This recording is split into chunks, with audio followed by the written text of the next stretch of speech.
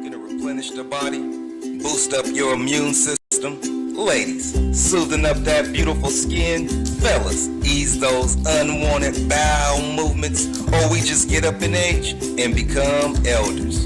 And our joints don't want to act right?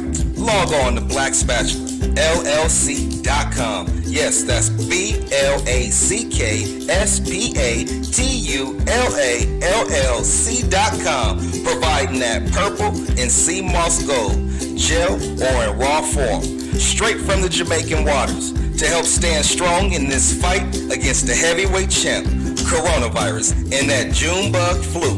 And you can pick up those organic, homemade elderberries to help relieve nasal congestion, anti-inflammatory, potent anti-cancer, antiviral, treats respiratory illness, aid in wound care, high in vitamin A, B, C, and potassium, and natural support for arthritis. And if you hit them with that G code, man, Black Spatula just might get you 20% off total purchase. Now, go follow Black Spatula on social media.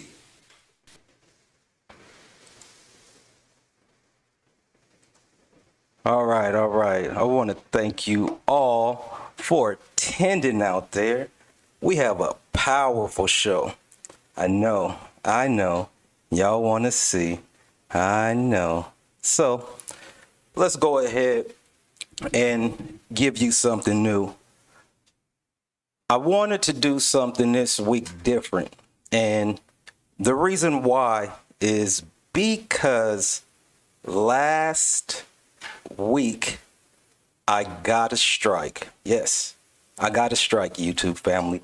I am officially indoctrinated into the YouTube streets. They initiated me in. That's because I'm a little faded. Because let me get back to this and then I'll get to that. We are going to definitely get into something different because of the strike. We cannot get too deep.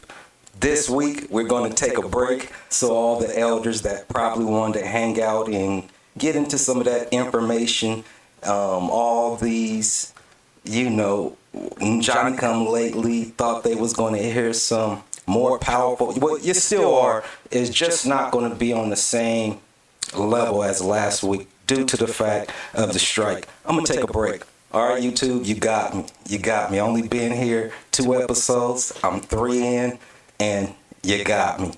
I'm gonna chill out for a hot second. But since you wanted to do it that way, we're going to go ahead and have an uncensored show. Fuck all that. They must don't know who I am. I come from a long legacy of not really giving a fuck what you say or what you do. At the same time, I will respect the rights and the requirements, so this will be age restricted, and this show definitely will be picking up. So, my guest today is perfect for this setting. We go back, way back, almost 25 plus years. Not to mention, he is the co-founder of the legendary, small but long, but classical hit show or program called the Tru Gee Show. And before I bring into my guest, what a lot of our former followers and listeners did not know, we were artists back in the day. Me, Tru. He had another name. We won't get into that, so we'll keep that disclosed. But we definitely were into the hip-hop scene, heavy into the rap, especially on the underground and climbing our way up to the top. So I think the best way to introduce the person that I'm talking to is to go ahead and bring them on, but not in the way that you think. Let's open it up like this. This is a Don Morocco exclusive. Streets ain't waiting no more. Here now, we gon' send this one back out to you know who. I ain't forgot, nigga. Keep it wet. I'm riding by myself to the end, for friends. I'm riding by myself to the end, for friends. I'm riding by by myself to the end. I don't need nobody help. I'm a walking. Look at us, bitch, we was closer than brothers. My auntie, your grandmother became teams. Quartered on the other team, still I loved you never. Figured for a moment it'd be my family that crossed me. Picture my own flesh and blood plotting to off me. Tell me, with fam like these, who need enemies? Believe money spread jealousy like a disease. It would have been nothing, I could have sent the squad with ease. Ask yourself, was your life worth a couple of G's? My first reaction, reach for the ratchet and blast the bastard. Don't make the little money you stole to pay for your casket. Monty told me to let it be. Don't call them boys on the block, cause family fuck up, but it's all we got. They say money motivate a nigga to murk his people. It ain't money, nigga, it's just the heart of people. Stole my money, nigga, watch how quick this shit get evil. It ain't funny, I can fix it, grab the Desert Eagle. I'm riding by myself to the end. I got murder in my eyes, on my mind is revenge. I don't need nobody else, cause I got my Mac 10. I can do it by myself, I'm a motherfucking man, fuck friends. I'm riding by myself to the end, fuck friends. I'm riding by myself to the end, fuck friends. I'm riding by myself to the end, I don't need nobody help, I'm a motherfucking Shit, I can see in your eyes the hatred that you harbor inside. You'd rather me die. Can't stand to see a young nigga rise. Born to survive, climb to the top of the chart. On me, I'm blessed and I can care less if you take it to heart. Keep your knee deep, but G, cause the streets understand me. Learned the hard way. Everybody that's your kin ain't your family. Been around a minute, then circled the block a few times. Learned to cope with my pain, express my life in these lines. I breathe breath into these lyrics, create life in my rhymes. It ain't possible for the moon to dim a star shine. Let me know why you motherfuckers wanna stop mine. It ain't hard to tell your whole fucking existence in the bind. What goes around comes around, trouble ain't hard to find. So when you see me in the streets, nigga, reach for your iron. I'm a boss, so my philosophy is more like Columbine. Wanna make it right and take your life, no gun, use mine. I'm riding by myself to the end. I got murder in my eyes, on my mind is revenge. I don't need nobody else, cause I got my Mac 10. I can do it by myself, I'm a motherfucking man, fuck friends. I'm riding by myself to the end, fuck friends. I'm riding by myself to the end, fuck friends. I'm riding by myself to the end, I don't need nobody help. Dumb Morocco, keep it west, nigga. Yo, that was some deep shit right there. Tru, are you with me? Yo, you got me over here feeling old, bro. Bro, we definitely are. We definitely are.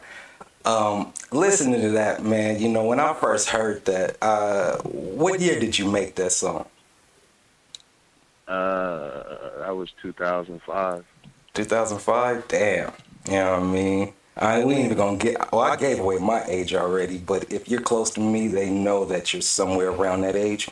So that it. Yeah, I'm 42, man. Age is a blessing. So Facts, man. Taking it back to that, when I hear the words "fuck friends," and before we begin, I do want all those listeners out there.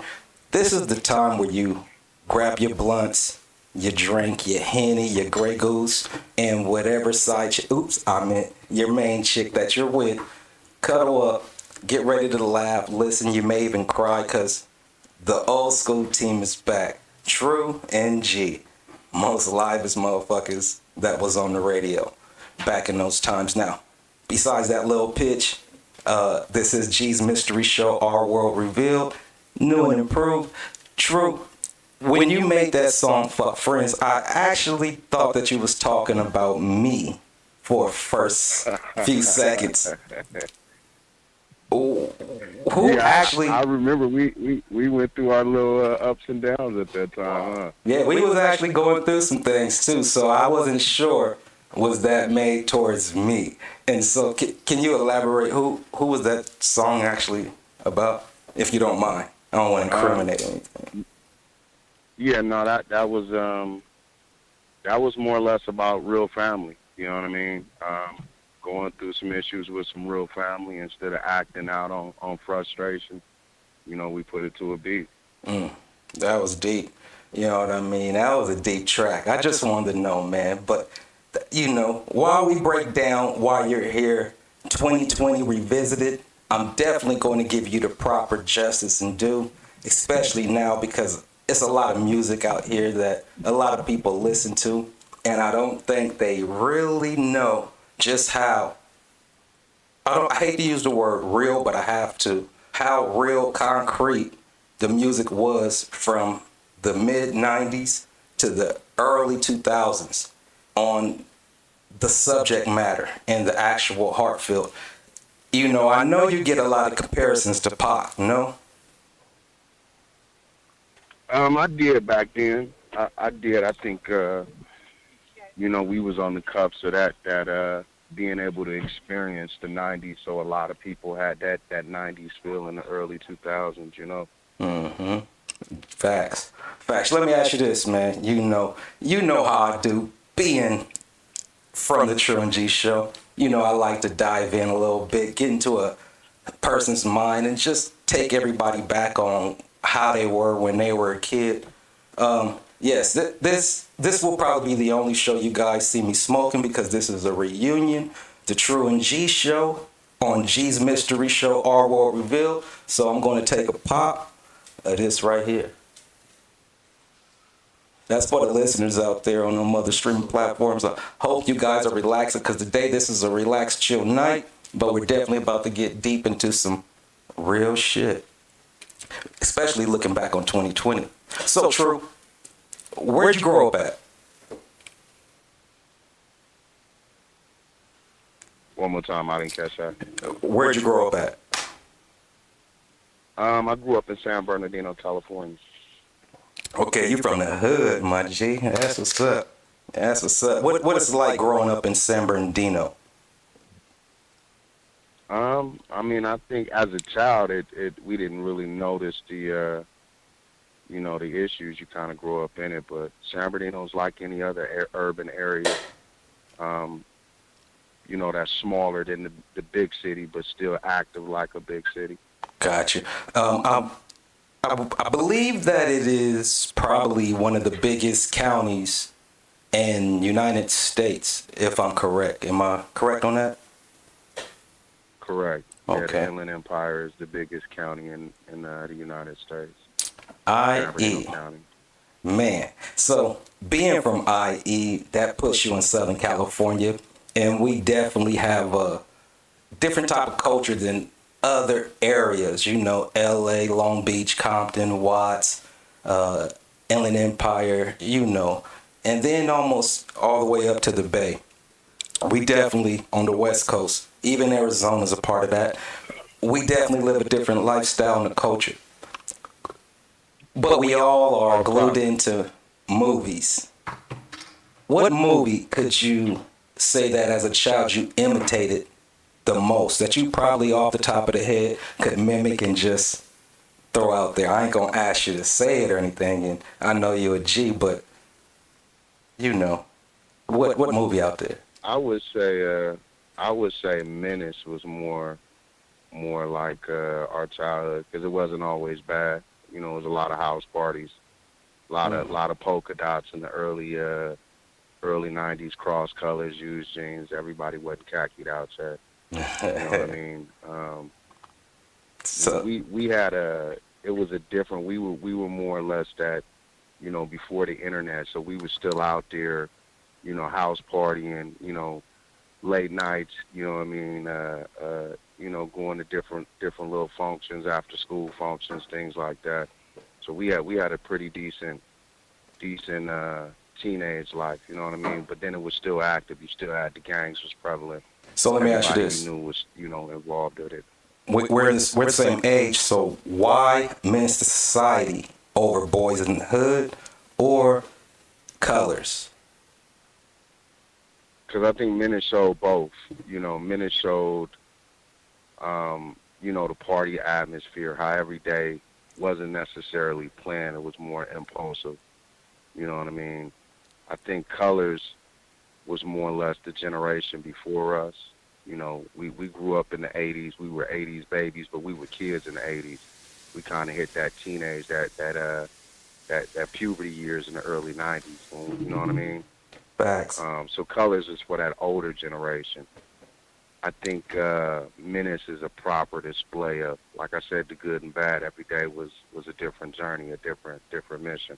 Now, I'm not trying to put West Coast against East Coast, but out of Belly, New Jersey Drive, I know they got a few others I'm probably leaving out. Oh, one of my favorites, Paid in Full. Where do you put those towards Menace to Society? I mean, as far as us growing up on the West Coast, I think Menace is more of an accurate description of life in the 90s. You know what I mean? It was you had a little bit of everything. And because the weather permitted us to do a lot more than what they were able to do, you know, it's still active in the East Coast, but, you know, when it's 3 below zero, you ain't outside doing much. You know what I mean? Gotcha. We had basically 2 seasons. You know what I mean? Yeah, facts. Facts. But in Cali, you know, we can go anywhere and enjoy all the seasons. If we want to enjoy the snow, go up to the mountains. We want to enjoy the beach, right there on the coastline. Rains, they say it never rains in Southern California, but I beg to differ. It rains. Just not when you want it to, but it's going to rain when you don't. And fuck up that nice little car wash you got trying to stunt, you know? And what others? Oh, we definitely got heat. Not the Arizona heat, but we got heat. But so sticking to that, let me ask you this, Tru, because you're an artist, well, a former artist, and probably still an artist. 'Cause once you're an artist, you're always an artist. And the type of music that you was painting, those are memories. So you're definitely an artist. You had a paintbrush.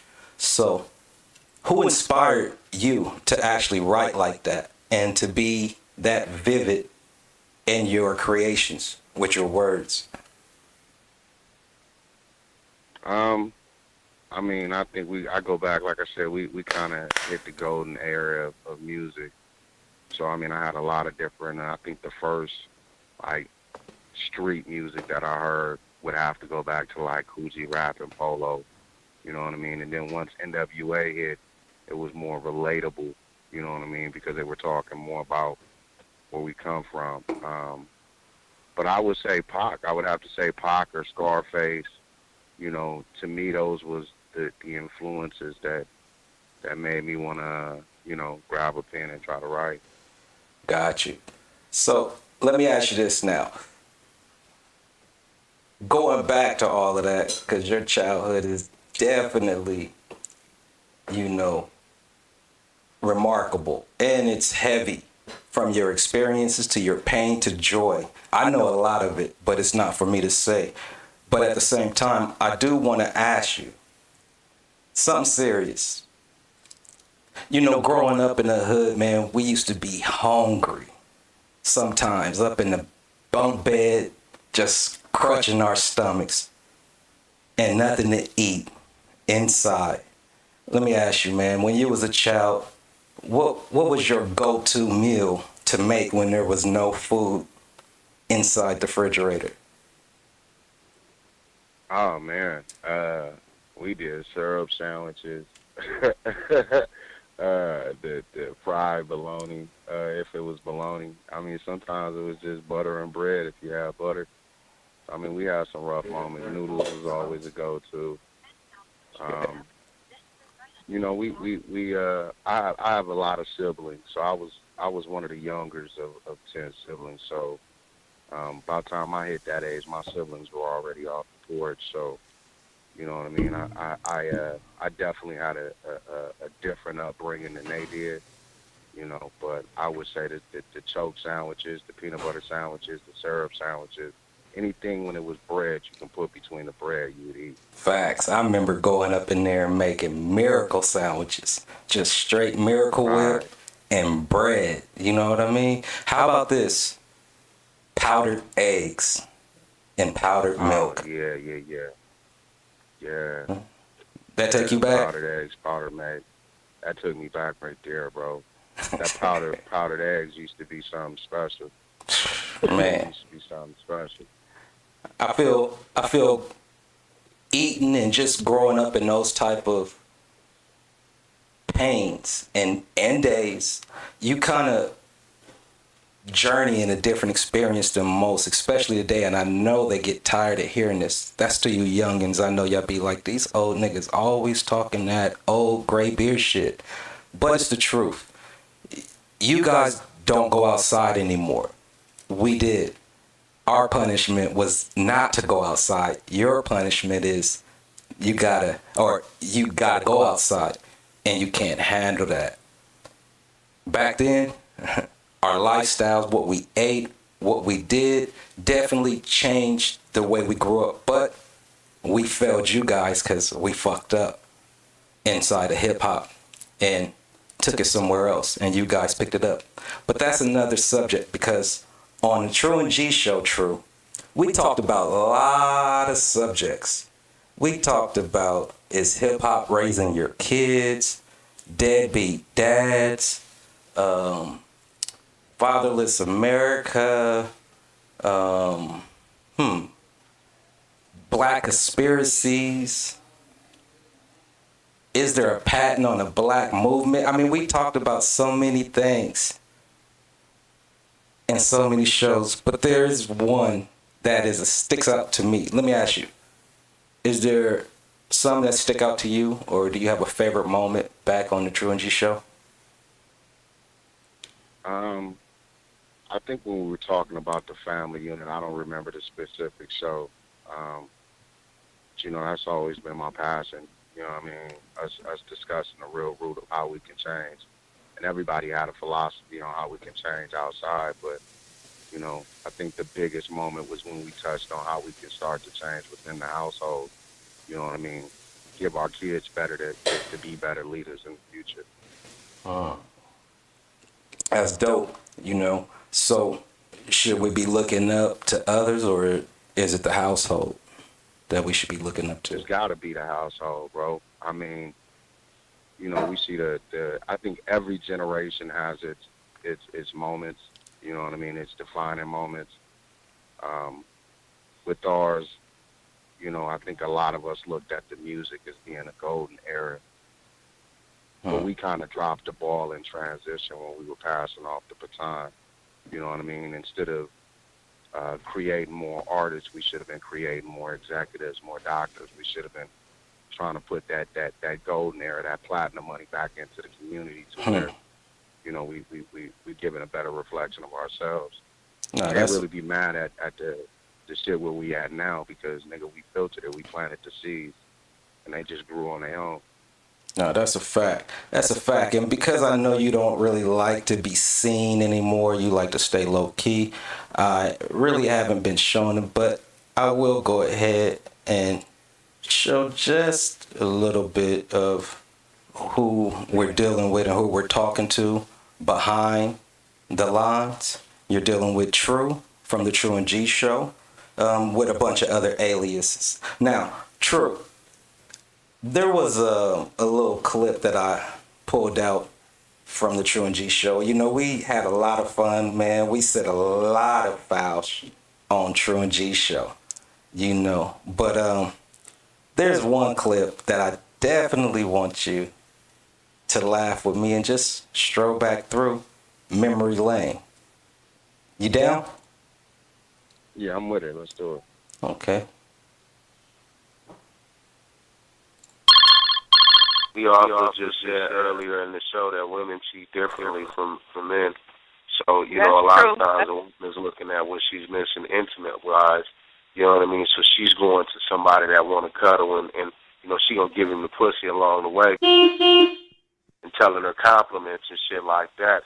So, you can't necessarily use that as a fact or as a basis, because women cheat than with men. Yeah, but I'm talking about when you're dealing with I want to get off onto that because I ain't really. That was too much graphics for my own mental, my nigga. You know what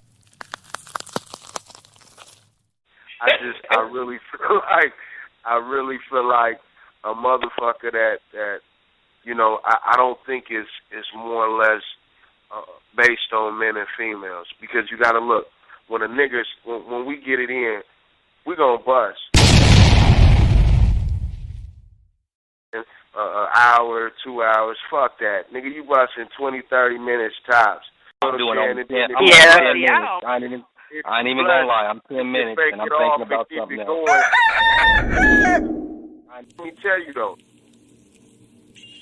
that woman's anatomy, bro, it might take her 2-3 hours.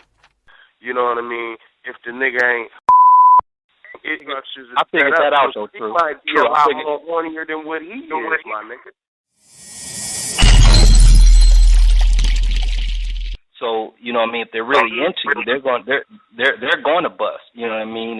And that's why the whole monogamy thing when it comes to women, you know what I mean, it's more of a emotional attachment, you know what I mean, and how she feels. You're right, because if I'm not connected to you emotionally, I'm not into sex. Most definitely. So then it's not a pleasurable moment to me. Right. So let me ask you this. Do you think it is more due to financial distractions or the simple lustful desires that play a big part of why women cheat on their male counterparts? No, it's more emotional. Like, I'm throwing you a million signs and you still not, catching on. It's something that maybe I can't verbalize to you that I think you should know. And that's what I think a lot of our problem is, too, as women. We don't communicate with our men with our needs. Throw attitudes instead of communicating exactly what is going wrong in our relationship. I agree with you 100%. You women need to start talking to us more. Let us know what's real before we start looking at that bigger booty. I'm just... What you think about that, Tru? That bring back memory lanes? Yeah, dude. Yeah, I think it ring even more so true nowadays, man.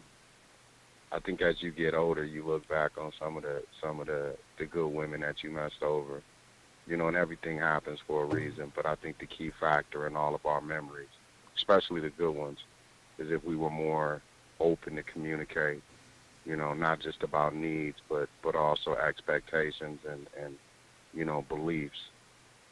So I think that shit rings more true today than what it did, 5 years ago, 6 years ago. Facts. So what we're going to do right here, we're going to go ahead and take a small break.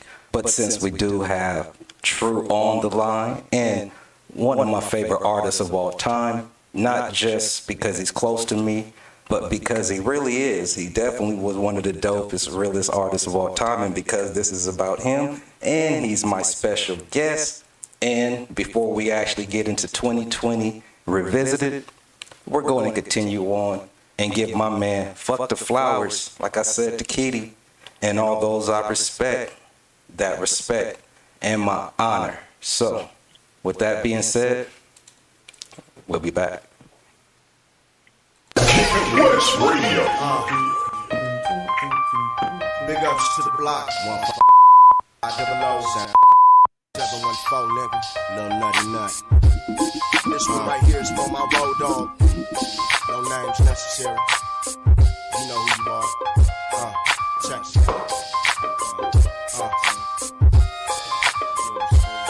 Some real shit. Ball or die. Ball or die. Ball or die, nigga. Whatever the case be, I'd sacrifice my life for you. No second thoughts for your transgressions. I nail myself to the cross, pay the cost for your worst sins. A sacrificial lamb. If we get you places, I do your time and to being your closest friend to wipe the slate clean. Since we were teens, I loved you like my twin brother. I know it's hard to lose your mother in that situation. I bought the cap and gown for your son's graduation. I guarantee this incarceration ain't your fate. To grant your appeal, I travel state to state to find a lawyer to take your case. Even though you face the valley of death in the beast's heart, I pray to God never keep us apart. Even if the moon turns dark and the sun never shines again, my loyalty can be seen clearly by a blind man. It's time to take a stand and bring to an end the lives of these niggas that put my dog in the devil's den. We was raised as young KGs, never gave a fuck about society. Only out to stack fatty, all my rivalries get no pity. Act shitty cause in the hood we trust, and for the hood we bust. We was raised as young KGs, Never gave a fuck about society. Only out to stack fatty on my robberies. Get no pity. Act shitty, cause in the hood we trust. Without no questions, whether you ride or wrong, it's time to ride. Since we was adolescents, pack weapons, my niggas that hate with aggression. Ain't no secret, dog, I know that you stressing. Vivid pictures of bitch niggas confessing. See the hurt in your facial expression. I received your affliction letter today. From what it seems you doing better today. Push-ups got you swolled up. Whatever it takes to hold up. Just cause you physically trapped, they can never crack the heart of a soldier, nigga. We was raised by the trick of strive to get bigger in this game one day. Hoping success can ease the pain some way. If I could alleviate the weight on your shoulders and numb your pain till your beard is over. We was raised as young KGs. Never gave a fuck about society. Only out to stack fatty on my robberies. Get no pity. Act shitty cause in the hood we trust. And for the hood we bust. We was raised as young KGs. Never gave a fuck about society. Only out to stack fatty on my robberies. Get no pity. Act shitty cause in the hood we trust. And for the hood to my organization I pray there be our separation. Through litigation, trials and tribulations. Interrogation never part my lips. And take the rap for any charge I get. It ain't no room in my heart to snitch. You been a soldier from day one. Yeah, I know who had the gun, but you went ahead and accept the conviction. I've been tripping, dog, since the arraignment. Know in my heart that there's no type of repayment. Shit, your time spent behind the lines of penitentiary confinement. And state evidence had the jury blinded. For the life of me, can't understand how they can find an innocent man guilty. No chance of empathy from an all-white jury. We ain't shit to this district attorney. Until you come home, I'ma keep the split burning. Off the top, ain't no chance of me turning. And go be grinding from the bottom of my burning. You feel me, nigga? Check it, We was raised as young KGs. Never gave a fuck about society. Only out to stack fatty on my robberies. Get no pity. Act shitty cause in the hood we trust. And for the hood we bust. We was raised as young KGs. Never gave a fuck about society. Only out to stack fatty on my robberies. Get no pity. Act shitty cause in the hood we trust. And for the hood we bust. We was raised as young KGs. Never gave a fuck about society. Only out to stack fatty on my robberies. Get no pity. Act shitty cause in the hood we trust. And for the hood we bust. We was raised as young KGs. We was raised as young KGs. We was raised as young KGs. Never gave a fuck about society. Only out to stack fatty on my robberies. Get no pity. Act shitty cause in the hood we trust. And for the hood we bust. We was raised as young KGs. This one right here is for my real kill gang niggas. Y'all know who only y'all out be. to stack fatty on my robberies. Show no West pity. side. Act shitty for the hood we trust. And for the hood we bust. We was raised as young KGs. What? Check it. We was raised as young KGs. Man, oh man, oh man. What does it sound like hearing yourself again, man? Because I know you ain't heard none of these tracks in a while. Even though these are your own tunes, I dug them out the crates again. Being the investigative journalist that I am, you know I love to shock and awe. Whatever or whoever my guest is, I like to just go back and just dig in some things and pull it out and, you know, hear what they like to say. What'd you think about that, Tru? That song in particular, that's one of my classics and favorite songs of yours of all time. Right, yeah, I got my kids sitting there looking like, Dad, is that you? They ain't never heard this, so yeah, it's definitely a trip down memory lane, bro. Facts. Like, what do you think about when you made that song right there in particular? That one was deep. My boy is my best friend, one of my closest road dogs. He's still down. He's been in Pelican Bay for it's going on almost 18 years now. So, you know, just bring back memories. Still writing letters, still sending money. You know, still being supportive. So the track wasn't just for show or just to put out there and make it sound good. You really was living those raps and still are at this day in 2021. Well, I mean, I think life done changed drastically. Hopefully nobody is in the same position they was 15 years ago, mentally, physically, emotionally. You know, hopefully maturity set in and you know, you're in a better position 15 years later. Fortunately for me, like I said, my younger kids don't know anything about that side of my life. conscious change, a conscious decision. Facts. And I don't think a lot of our followers and fans, as well as listeners back in the day from Tru and G, even knew that side of you because we didn't even highlight any of the music. Even on my side, I never talk about the music side because I don't know if it's just me and I don't want to kill all those who have dreams. But for me, once I reached a certain age and I saw the transition, especially from the transitions from Drake and from us, from where we was at, and then the Drake era, it definitely left no room for us to be us. It definitely sizzled out, and the internet took off because now all the people that was individuals became part of everybody, and everybody became somebody putting it out there to where it became cluttered, and it was really no room for the type of music that we were spitting at that time to transition over. That song right there, my friend, was deep. But now this is the part, Tru, you know, where I just talk about some of the news that I chose out of the week to discuss. You down to go over some of this? Yeah, let's make it happen. For sure. All right, family. This time, we are definitely tuned in for a lot that happened in regards to this week. So, you know how we get into this. Gee's News. Gee's News. And this is Gee's News Report.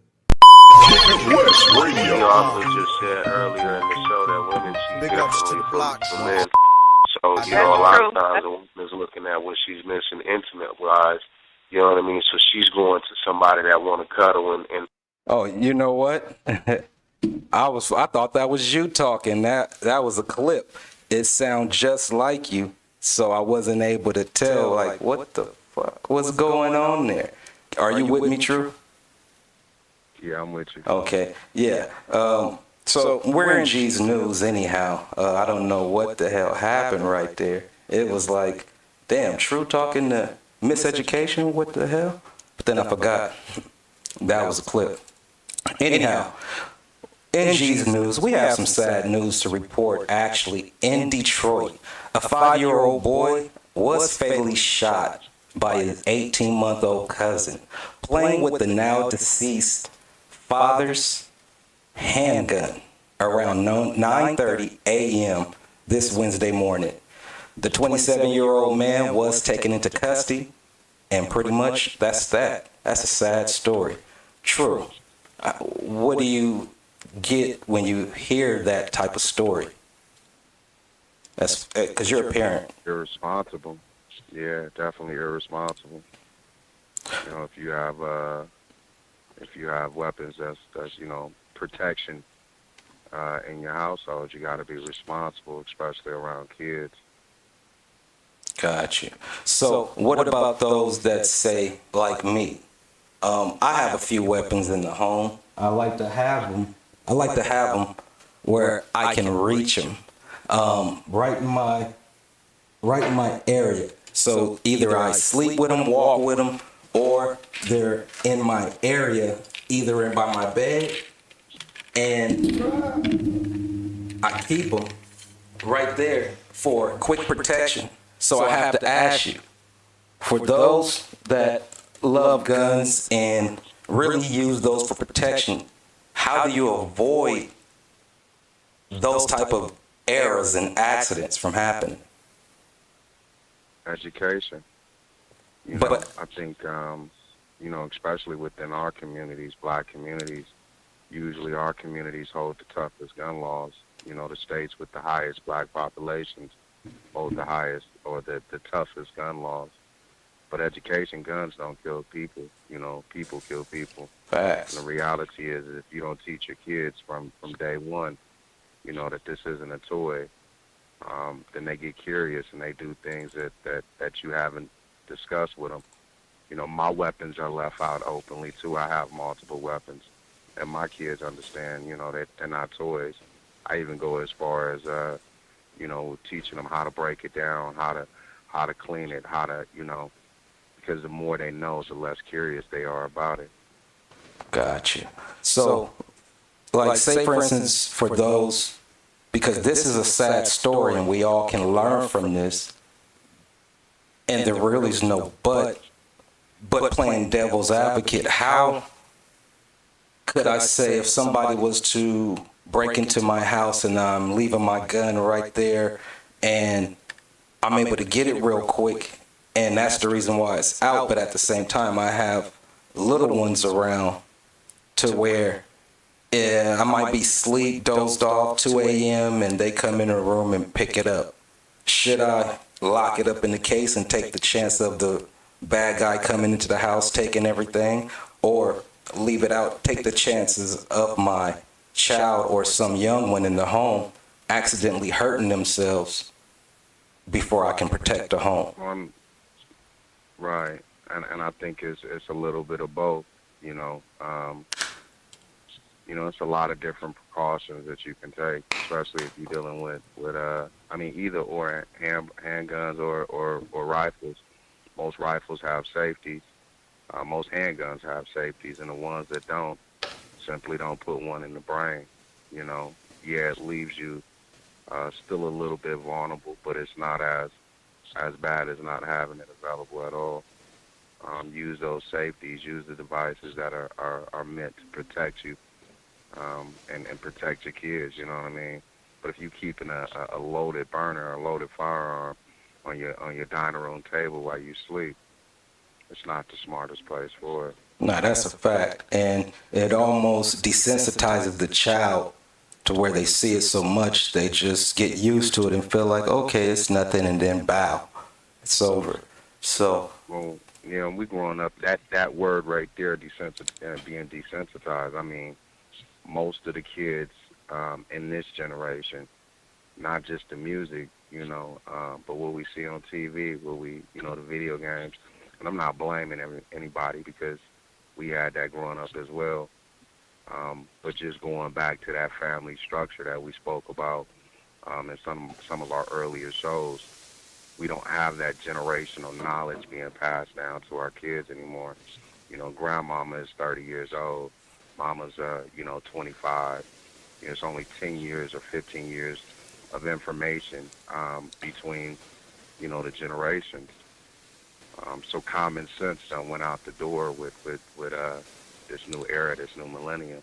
Common sense ain't common sense for everybody, and sense don't make sense to nobody at all anymore. So really, in the millennium, nothing matters unless you matter, and so everybody's about individuality. So who cares about somebody? You feel me? Now, with that being said, man, sad story. Man, hopefully we can do better and find another way. And I don't want to go too deep into who he was. Just the incident itself definitely needs to be looked at and dealt with more caution, because can't get that back. Once a person's gone, they're gone. And time, like I said, reveals all things in the end. So, up next, sad news. So let's go ahead and move on to something a little bit more culture. We have Donald Trump has finally been put out of the office. Some call it the White House, as Joe Biden was sworn in as the 46th president by Chief Justice John Roberts, January 20th, this Wednesday. But I have to ask, is Trump playing the black card? Because if we take a dive and look in here, there are reports on Donald Trump's pardon list. I'm not too sure if it's accurate, so I do want to just go off of the reports, because there are other news sources that are reporting this as well. But it does appear the most hated and only orange president to this day may have just saved his gangster image with the hip-hop culture. True. Have you heard that Donald Trump has possibly pardoned Harry O, Lil Wayne? Yeah, that's confirmed. Right. Kodak Black, How about this person? Desi Perez. She's an associate with Jay-Z and Rockefeller. Right. Neil's manager. Correct. Is all of this confirmed, do you say? And see, I'm a news guy, I'm a journalist. I definitely go through the sources and I only report what I can confirm. And because there's so many reports confirming this, me personally, I just can't fathom the connection between Kodak Black and Donald Trump. Is that real? Money. Yeah, money. You know, money and Kodak Black might not be in that tax bracket, but I'm sure there's somebody at his record label that's seeing that because he's behind jail, behind bars, he's unable to make new music, though, you know, that's up to par to where they can market and really make money off of, you know. And not only that, I you know, I don't have a political party one way or the other. I think both of them are complicit in where we are as a community, with our own health as well. But money, man, money kind of removes biasness that people might feel without it. You know, money puts political parties or political affiliation, gang affiliations, religious beliefs, all of that set to the side when it's a common denominator in money.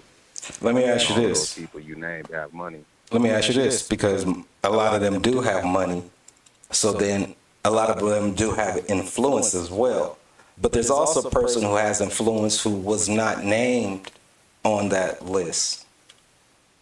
Big Meech. Why do you think Big Meech wasn't pardoned and his brother was pardoned? I think Big Meech more or less has or not. Let me clarify. Not his brother being pardoned, just released. Clarification. Big Meech has more control over this generation's ear. Everybody was more, you know, kind of infatuated with his lifestyle. You know, he became that modern day, you know, hero to a lot of these kids. Even you know, being able to connect the bridge between two generations, between our generation, where, you know, being that dope boy was the highlight, to this generation, to where, you know, being that drug addict, you know, actually using the product. So he was that bridge between the two. You know what I mean? Gotcha. So does he? I mean, so he holds more, and I'm not saying he holds more weight than his brother, but is he more of a liability if he's released to? I think so, in their eyes. Definitely, bro. Yeah. Definitely in their eyes. It's just the same as, you know, Maumo Abu Jamal, you know, the brother in Pennsylvania. Mm-hmm. You know, and a lot of this young generation might not know who he is, but think if he was released in the early 80s, or, you know, at the birth of hip-hop, how much influence he would have had, you know, over the mind state of people. Whenever you have somebody, whether good or bad, talking about black independence, being self-sufficient, you know, you can own your own, you can be your own boss. That's a voice that you want to silence because of, you know, the ideas he might incite, the fires he might light. Do you think that if Meech was to get pardoned or just released on some kind of early by chance, lucky Joe Golly, something happening, would he be changed, or would he go back? And we're not speaking for him, just hypothetically looking to the future. Would he change, or do you think that it would continue on the way it did? I don't think nobody has a crystal ball to really say what a man holds in his heart. And that's why the justice system is so flawed, because they're looking at punishment instead of really individualizing what people need to be, you know, somewhat successful or even, you know, sustainable in society. If you give everybody the punishment, everybody the same punishment, you know, it doesn't help anybody. So I couldn't tell you one way or the other because I don't know that man's part. Hey, that was a great response. And you see, me personally, I know if I asked a lot of other people that they would have slipped up and spoke for him, but you didn't. Show me why you are true. And I think you showed the world why you true, because none of this, he knows nothing of what I'm going to ask him. I don't even know what I'm going to ask him for the most part, but at the same time, he definitely answered it the way a true person is supposed to answer that. So much love, my G, although I am G. So let's go into this. The U.S. Sun reports Twitter has suspended Iran's Supreme Leader Ayatollah Ali Khamenei after he vowed revenge on Donald Trump with a picture showing a drone about to attack him on the golf course for ordering the drone strike on the Iranian general Qasem Soleimani during the Trump administration. Now, I want you guys to take a look. For those that's actually watching this on the live stream, look at that photo right there. True, you probably can't see this right now, but there's a photo right now of a drone of Donald Trump golfing. How the hell did he get a drone to operate over here? Not unless he has somebody over here already operating a drone, flying over wherever he's at, which obviously is somewhere in Washington at this time. So, how safe are we? If he can do that, then again, not just how safe are we, how fucking protective are we of our individual liberties of just not being spied on? Because if he can do that, imagine what NSA and all those other alphabet boys, I don't really like to say names because of these algorithms, but if they could do that, how are they looking at us? I think the bigger question is how the fuck are they able to access Twitter without no motherfucking problems in Iran? Because, I mean, I know I'll be in certain places in Arizona and California, and I ain't get no fucking signal. So I think that should be the first question. How the hell they get better signals than what we do over in this motherfucker? Facts. And then, two, you know what I mean, I think, you know, Trump been sleeping with the enemy anyway. That's what you get when you get a mail-order bride. You know what I mean? That bitch ain't loyal to you. Facts. Now, that's definitely crazy. That's definitely crazy. Man. So, because this is G's News, there was some news that me personally I have. I want to ask you, is there a clip that you would say made your news of all time? I know there was a lot of people that called in and said stupid shit. Some of our guests probably went back and forth. But is there a time that you ever had when somebody ever kind of got under your skin a little bit, or you had to keep your cool and maintain yourself? Yeah, I mean, I think both on our show and, you know, off the air, we all done come across, but something that's been recorded, it'll have to be the show with your boy, man. I know you got it queued up already. Go to play the Mind Over Matter clip, man. Oh, man, man. I think that was the clip, man. That was the one right there where I had to show a bigger restraint. You know what I mean? Let that brother air out his frustration.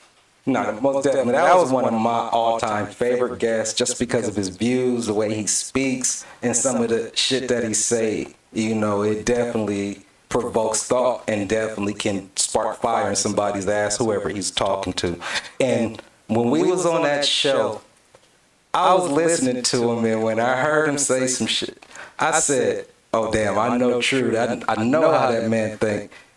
He ain't regular like that. And at the same time, you know, Mind Over Matter was a guest, and, you know, he's from the woods and, you know, doing his thing off the grid. And so I said, oh, wow, these two clashing, oh, man, great for entertainment. And you kept your cool, you know what I mean? You surprised me, and I said, damn, he handled it like a real journalist. And this is a motherfucking artist. So, with that being said, let's get into this.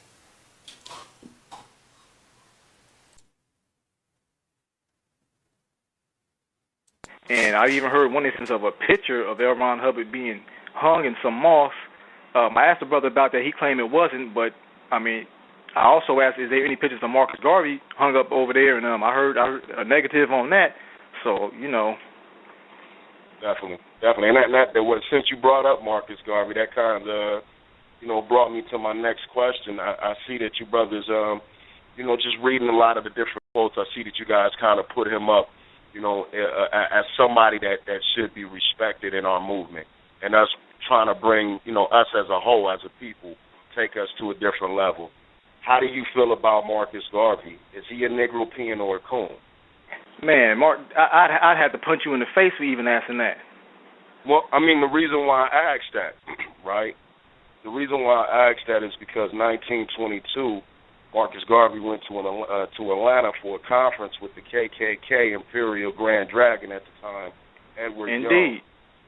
According to Marcus Garvey, he said KKK is better friends to Negroes than any other group of hypocritical civil rights movements.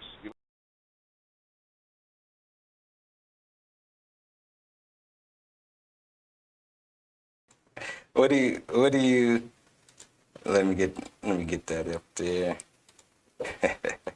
What do you think about that one? What do you think about that one? That was something that was happening live on the air, and I definitely felt the tension. I don't know if it was so much from him, but I definitely said from you, oh damn, let's see if this go left. And you kept your calm, maintained posture, and he actually went on, and it just made for a great interview. What was you feeling at that time? Yeah, I think that was the beginning stages of growth, man, seeing something that not allowing personal feelings to get in the way, and being able to really just let shit slide, you know what I mean? And I know, it wasn't necessarily directed towards me.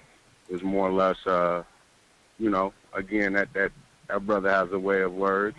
But it was definitely a sign of growth. And I think if we were probably in person, it probably would have went different. But, definitely a milestone. No, yeah, I'm glad you guys wasn't in person, and it definitely was what it was because, I can imagine him. I know you. You guys are both alpha males and two lions, whether you're a lion and he's a tiger or you're the gorilla and he's the elephant. I know it definitely would have went a different way, and I'm glad it just didn't happen. Besides that, man, was there any other times that you had that you felt any kind of way about somebody, a guest caller, me?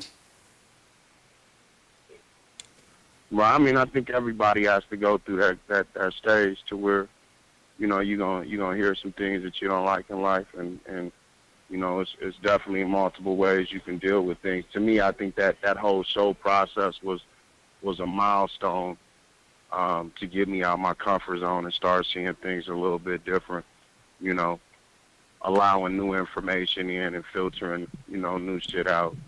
Definitely was a learning experience. So this right here is where you guys go ahead, grab your blunts, again, me personally, Woods, light them up, drink, because we're about to play another one of those classics.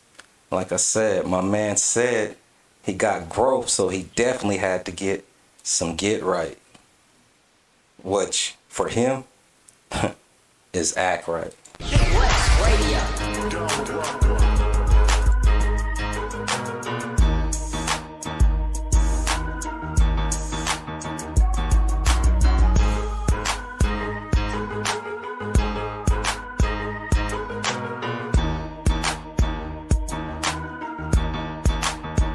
One of them niggas that don't talk on beef, I let it speak for itself. I'm bad for business, but more or less a hazard to help.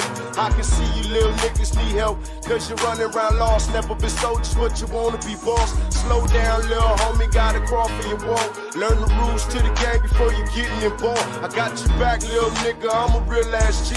You wanna ride on these bitch ass niggas, call me. I approach the streets with a KG philosophy. Put your road dog to sleep, immunity so is deep. I ain't get much out of school, but I learned about beef. Homeroom with the two, cause it's filled with enemies. You do the math, 10 in the clip and 1 in the brain. Any nigga running his lip is getting it, man. But you lacking the game is your guidance ain't tight. I'ma show you little niggas how to get some max right. Ain't no OTs, no OTs. Everybody playing C's, but they ain't trying to help them, trying to help. Little homies out of pocket, acting faulty, they don't know. They get your trap tight, little nigga, get some act right. Act right, act right, some act right, act right, act right, act right, get some act right, act right, act right, act right, get some act right. Hey, you little niggas better get some act right. Big Nutty took me in and showed me what's what. Taught me how to hold the pistol without blowing up my nuts. I'm a KG, baby, third generation G. You want a problem? You ain't gotta look for it, just find me. Life told me spare the nigga house, catch him in the streets. Cause kids is vegetarians, ain't involved in the beef. Need a throwaway burner, so I call my nigga Ski. Delivered the gas field personally, prepared for the heat. I ain't scared, I'm out here on the hunt all alone. I don't hide behind the hood, race to stand on my own. Put the pistol in the bag, dump and take the shells home. Lace his ass with a toe tag, cause that nigga gone. Jay Joker told me that it's a cold, hard life. Ain't no medals in the hood, these scars is all stripe. With you lacking the game is your hustle ain't tight. I'ma show you little niggas how to get some max right. Ain't no OTs, no OTs. Everybody playing C's, but they ain't trying to help them, trying to help. Little homies out of pocket, acting faulty, they don't know. They get your trap tight, little nigga, get some act right. Act right, act right, some act right, act right, act right, act right, get some act right, act right, act right, act right, some act right. Hey, you little niggas better get some act right. Any punk can get paper, but will he have the heart to ride? Will he hold it down when death is looking his ass in the eye? It's the respect the matter, don't let these motherfuckers lie and tell you money can get you anywhere. That's why these ballers die. Put a price on your head and place a ribbon in the sky. Like Scarface said, I done seen a man cry. I'm just looking for the bread, you can keep your reply. And if you can deal with being tortured, nigga, I got the time. I was bred cold hearted, pay your screams, no mind. I'm here to collect with your own, make sure you pay every dime. That's my role, never been the shot caller on the block. But I'm a soldier that they call to come and knock off your block. Skip the order of operation, that's why you got God. Keep the work under the hood, so I don't worry about the cops. If you wanna reach the top, gotta get your trap tight. Let me show you little niggas how to get your act right. Ain't no OTs, no OTs. Everybody playing C's, but they ain't trying to help them, trying to help. Little homies out of pocket, acting faulty, they don't know. They get your trap tight, little nigga, get some act right. Act right, act right, some act right, act right, act right, act right, some act right, act right, act right, act right, some act right. Hey, you little niggas better get some act right. Yeah, y'all better get some act right. If y'all still tuned in, y'all logged on with me, whether you're on those streaming platforms or you're live streaming with me on the YouTube, Gee's Mystery Show, Our World Revealed. We're definitely revealing some things at the same time, kicking back, having an uncensored show since that's what they wanted. I already got a strike me. They're going to learn messing with Tru and G, and now G from Gee's Mystery Show. I don't take too lightly to those things, and at the same time, it doesn't matter to me because everything is what it is. I enjoy the platform, I love it, but man, y'all let a lot of shit fly. Y'all let motherfuckers say niggas, bitches, all type of prejudice type shit. Fuck the racist shit. The prejudice type shit is what y'all should be banning, but y'all let it go. Y'all let this side go against that side. Y'all show killing, and I can't even say the C word. And for those of you that don't know what C word I'm talking about the zombie apocalypse. I'll let you put those together because that algorithm, they almost take worse than the words of Osama bin Laden. And that's crazy. But hey, you can say nigga all day, and if you're other people, you could probably say nigger and just get a bleep, and they'll probably just say, hey man, cut it out. But look, saying the C word around here, they ain't playing around. So, back to that. Tru, you with me? I'm with you, bro. Man, I had to just go off on a rant, man, because I just got initiated into these YouTube streets with a strike for talking some real shit, you know? And I guess they don't want that. So we're going to give them some real Tru and G shit the way we used to. So this episode is 2020 Revisited. True. Is there a favorite segment that you could recall or remember that we used to play? Yeah, man, we used to play that Call It Like It Is. You know. That's it. You know, about Call It Like It Is, there's one person I never got, ever. Can you think of who that is? Who that? That's you, my friend. That's you. It's your turn. Right. I want to ask you, because you got away for a lot of years, but not today. We want to hear your thoughts, and I think it's time. And it's time for Call It Like It Is. Are you ready to play? All right, so let's make it happen then. Turn down no phase. Let's make it happen. Turn down no phase. Let's get it. So you want it in the bathroom one-on-one, or you want to go out in the alley like old school and just duke it out? How you want it? All right, shit. With just in the blinds. It don't matter. You know what I mean? Okay. It don't matter as long as the people don't see it. Okay, that's how it go down. No names. What we do behind closed doors. If we shake it out, we don't. If we do, they'll never know. We just come out and we'll never talk about it. But since this is called Like It Is, we're going to talk about this. And before we get into this call like it is, especially because this is dedicated for all those, especially in 2020, who didn't get to transition on and make it out to see another year, especially 2020. This Call It Like It is dedicated to you all out there. And so I actually put this piece together. Nothing special, but just something for those out there to just sit back, relax, and just think about how time moves so fast. And those that you watched, you would never think that they would go. And when they go, you then begin to mark your own time and realize it's coming. And with that, for those that have transitioned on, I present to you.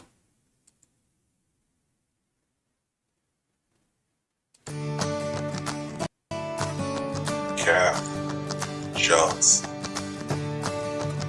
Ken, Rogers, Tiny, Zeus, Lister, Pointer,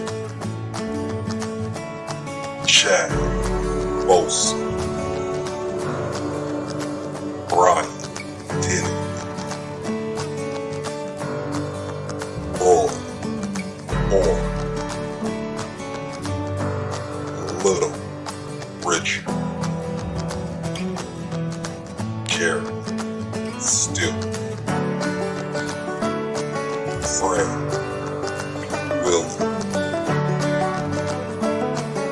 John, Lewis, Regis, Phil, Earl, Kane,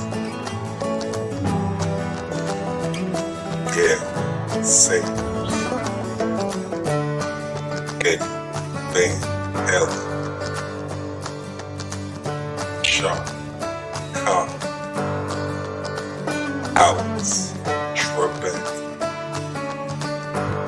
Harley, Pride, Danny, Du Bois, and the one and only Kobe, Black, Mama, Brian.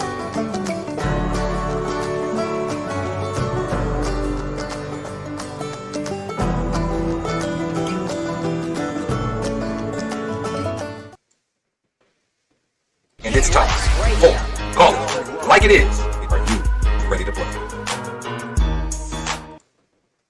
Man, sad, but also your beat coming in livened it up, which was supposed to keep it sad. At the same time, you all get the picture, man. We lost a lot of loved ones and those that we, I won't say idolize, but we definitely consider to be heroes.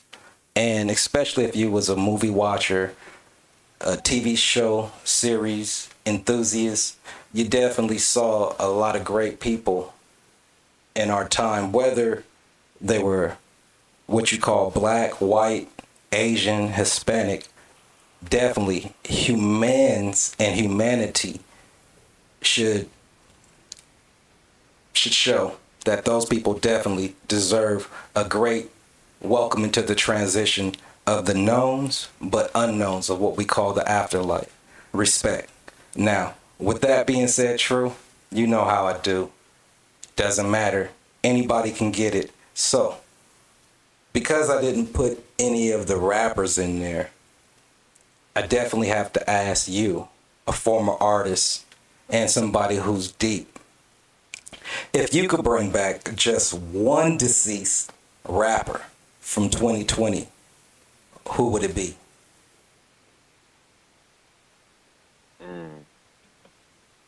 That's a hard one, bro, to be honest with you.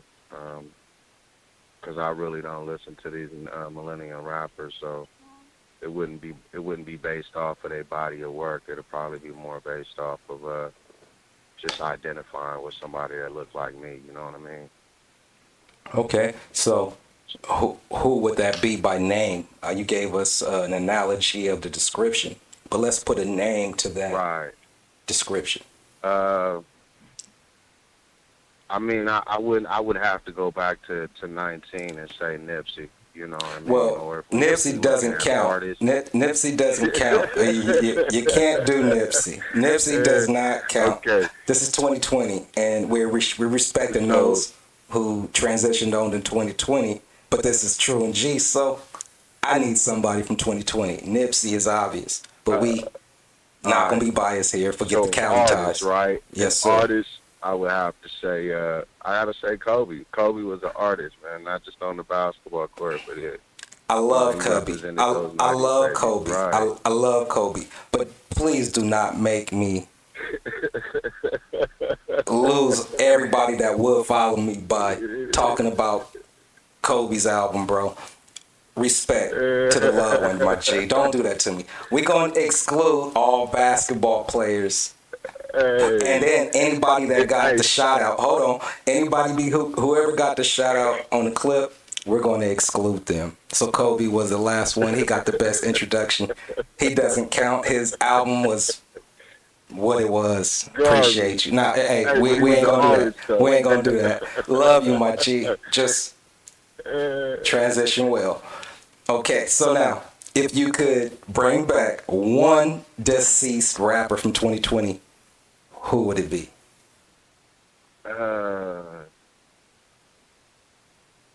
That's a hard one, bro. I would probably have to say Juice WRLD. And just because, and it's not even for his body of work, I think he died more out of fear than something that he did. You know what I mean? Like, he seemed like he was a good kid. You know what I mean? Had a drug problem, but he seemed like he you know. Most of them do have a drug problem. He definitely seemed like a good kid, and I'm going to be honest with you. My girl definitely turned me on to Juice WRLD. She played his song like every damn day, and I used to be like, damn, this dude cannot rap for shit. So, Kobe, you ain't the only one who people is out here slandering. Juice WRLD, I was like, man, this nigga can't rap. And then all of a sudden, it started to catch. And I remember back in the days listening to Soulja Boy, like, that shit garbage. And then that shit started to catch. But this Juice WRLD shit, when she started to play other songs, I was like, man, this dude is weirdly deep. You know what I mean? He's into some lucid dreaming type, real high and just on some freaky missing his girl type shit and just trying to stun on her now and but looking at mushrooms and shit because he off of acid or whatever he was on. I like that. I think the pain was authentic. You know, the raw emotion in his music. And again, I wasn't a big fan. I probably couldn't tell you as far as musically go, but just seeing he died, you know, swallowing some pills, you know, more out of fear of going to jail. You know what I mean? Then I don't know. You know what I mean? Again, this generation of music is not really my cup of tea. So Gotcha. Now, no, not leaving out no disrespect to all the other deceased rappers out there, but this is called Like It Is. So if your name wasn't mentioned, then I guess your name just wasn't mentioned. So much love to all of you out there that have passed on, to the family out there who have those who have passed on. Respect. So now, Tru, 2020 was a sneaky year that will go down in history as probably the only time where the world has actually stood still. So, if you can give me a drug comparison to something similar to what we call the C word, aka zombie apocalypse, would it be A, marijuana, B, crack, C, meth, D, heroin, or E, raw sex?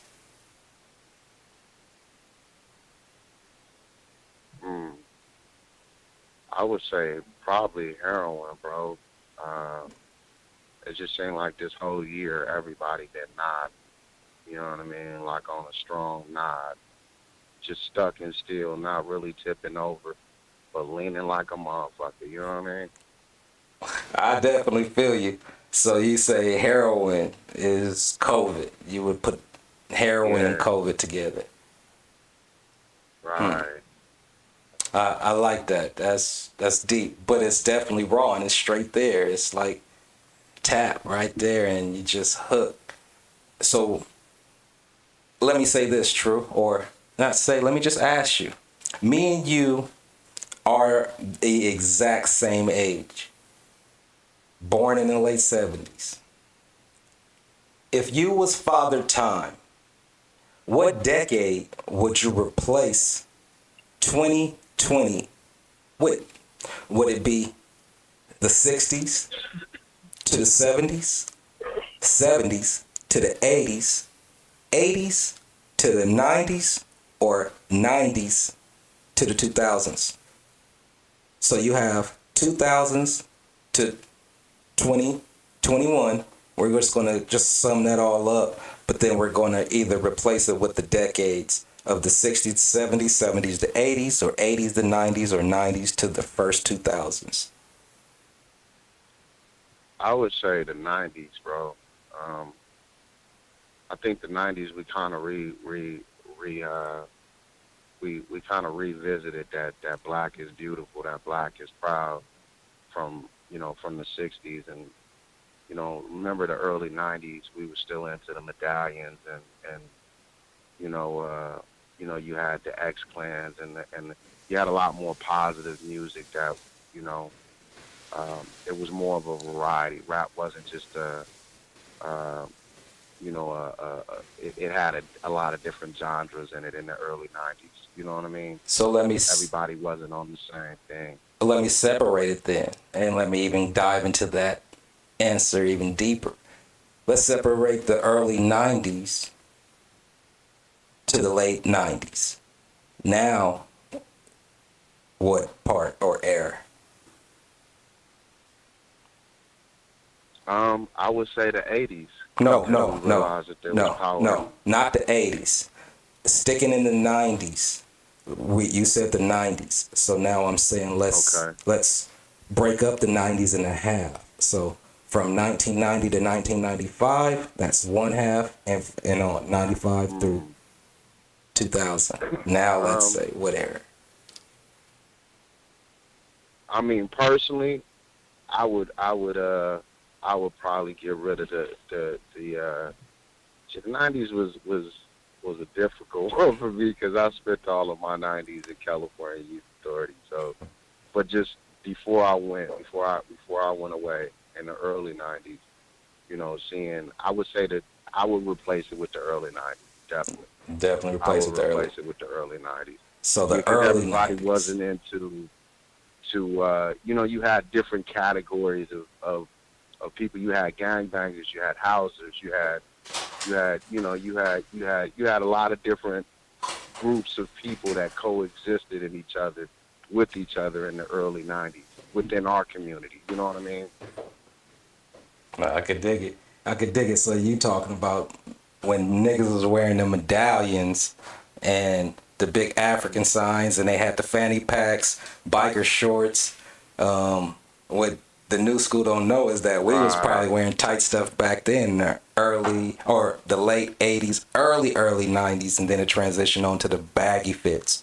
But that's the era you're talking about, with when De La Soul was out and everybody was just feeling that and you smelling weed in the house, like, who the fuck is burning incense, not knowing that that's weed. You talking about that era.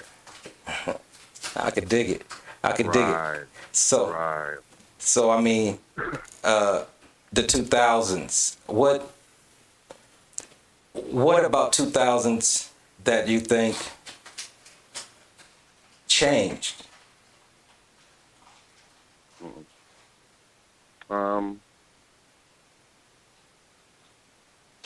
What about 2000s changed? Like, kind of. Yes, sir. I think the difference is, again, we dropped the ball.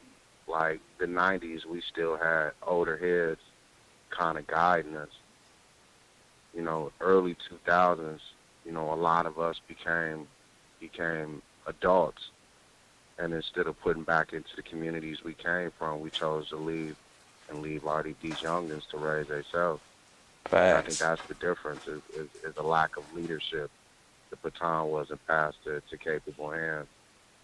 Most definitely. Do you think that it was some of the influence of our songs as well? You know, some of the stuff that we were talking and the youngsters picked up and they went like 20 times harder than what we did, making those type of songs and music? Yeah, definitely. I mean, and just the you know, the realizing that we didn't have to stay in the neighborhood to be, you know, something. I think our generation kind of spread its wings. You know, we took, but we never put back. You know what I mean? Like, we never recycled what we got. We never put back into the area. You know what I mean? And that's where the baton fell at. The 90s, we still had that OG presence, that old head presence, somebody that cared enough about you, whether you were doing good or bad, to teach you how to do it the right way. You know what I mean? Most definitely. So now, speaking on that, let's go ahead. I want to light this Swisser, or is that a wood over there? I'm not sure, but we're going to get to it. We're going to take a music break, and we're going to get into some of that you were just talking about, some of that hustling.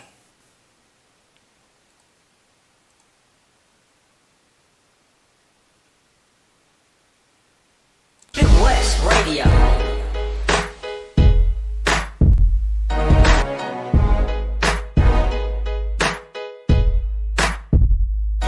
I see my niggas been fiending for some real street shit. So I grabbed the pot and break another street hit. Get the block where the coda piece, flip that into a zip. White tent like mashed potatoes, bring back a bag of chips. All I think about is paper, nigga, eat, sleep, shit. Different ways to get money, nigga, trying to reach rich. Started off in the hood until the block got crowded. Took my show on the road and showed bro I was doubted. Pieced up with life and snatched up a 9-pack of powder out in Riverside. Making 500 every hour. When started off as nickels and dimes, became $1 million spot. Got it going crazy, serving dubs the size of car drops. Placed the bars on the window, kept the front door locked. Battery acid in the bathroom, fuck getting caught, now that's hustling. And I can see these people got their eyes on me. Battery acid in the bathroom, fuck getting caught, now that's hustling. It's all about the paper, got my eyes on the cream. I represent the only color that matter, that's hustling. And I can see these people got their eyes on me. Never will I tell, never settle with the police. It's all about the paper, got my eyes on the cream. I represent the only color that matter, that's hustling. One of them scandalous motherfuckers that prey on simps. Came up early in the game for robbing gangsters and pimps. Caught my first sack from Dub and I've been hustling since. Camped out on the block without a cot or a tent. I never tripped off abroad, I wasn't stunting a bit. Since love couldn't make $1, dog, it didn't make sense. Pull another 24 wearing the same black khakis. Keep the work in the cut cause now they fingerprinting baggage. Put a bitch down the street to keep her eyes on the stage. Told her turn me on the hip when them people about to raid. It's a cold ass world and my heat ain't been paid. So I call my white girl and have had to blow another fade. See, it's all about the money, give a fuck how it's made, nigga. It's my time to shine, and I'ma stay sharp as a blade. That's hustling, and I can see these people got their eyes on me. It's my time to shine, and I'ma stay sharp as a blade. That's hustling. It's all about the paper, got my eyes on the cream. I represent the only color that that's hustling, and I can see these people got their eyes on me. Never will I tell, never settle with the police. It's all about the paper, got my eyes on the cream. I represent the only color that that's the block on lock, filling they pipes to the rim. Stop playing, I'm hustling until my lights go dim. Nigga, I fucks with essays, buy my work from them. Only cops off, yay, and weed purple to the stem. I am what I am, a product of what made me. Yeah, mama gay birth, but Gilbert Street raised me. Shots out, a bullet to them bitch niggas that hate me. My motto's fuck love, get paid to God take me. That's hustling. I can see these people got their eyes on me. My motto's fuck love, get paid to God take me. That's hustling. It's all about the paper, got my eyes on the cream. I represent the only color that that's clean. And I can see these people got their eyes on me. Never will I tell, never settle with the police. It's all about the paper, got my eyes on the cream. I represent the only color that that's clean.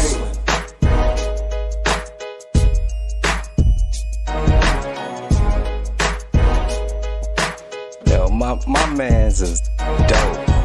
I mean, dope. Super dope.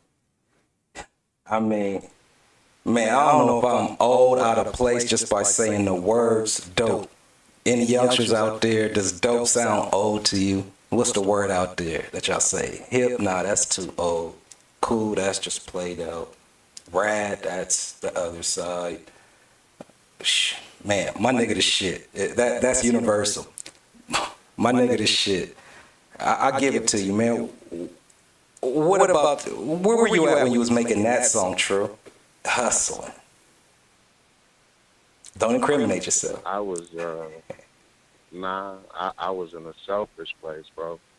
A little bit lost, a little bit thinking that changing my financial situation was going to change my life. Shit, wasn't something better, bro, figuring that, you know, I had a talent. And, you know, we all kind of thought that the music was going to pay off. Facts. All honesty, though, I think that right there is kind of the root of where we are today, because everything is about money. You know what I mean? The morals of life don't went out the window as long as I got money. It's like, fuck everything else as long as we get money. You know? And that's part of where the baton dropped. That right there, you know? I mean, you giving me I a kind of low key feel embarrassed. Hey, nah, you ain't embarrassed, bro. Let me tell you what you're doing for me, man. You almost making me, with your permission, I want to write a book and just write down some of the notes off of your life cliffhangers and kind of make it into a book, change around some of the names, fictional and all that other stuff, you know. And then, you know, put it out there, you know, because you definitely have a journey. And that's why you made for a good person to talk about 2020 Revisited. So, with that being said, man, let me ask you, did you vote? I did this year. I did. Okay. Funny thing is I voted for Mind Over Matters candidate. I wrote in Marcus Garvey. Ah, so you voted for Marcus Garvey this time, huh? Right. Okay. I think that, and this is the first year that I voted too, so I just felt like, you know, even though we both know, you know, anybody that represents black economics is not going to be in the White House. But just exercising that right, saying, okay, I participated. Even though I didn't vote for either candidate, I did participate.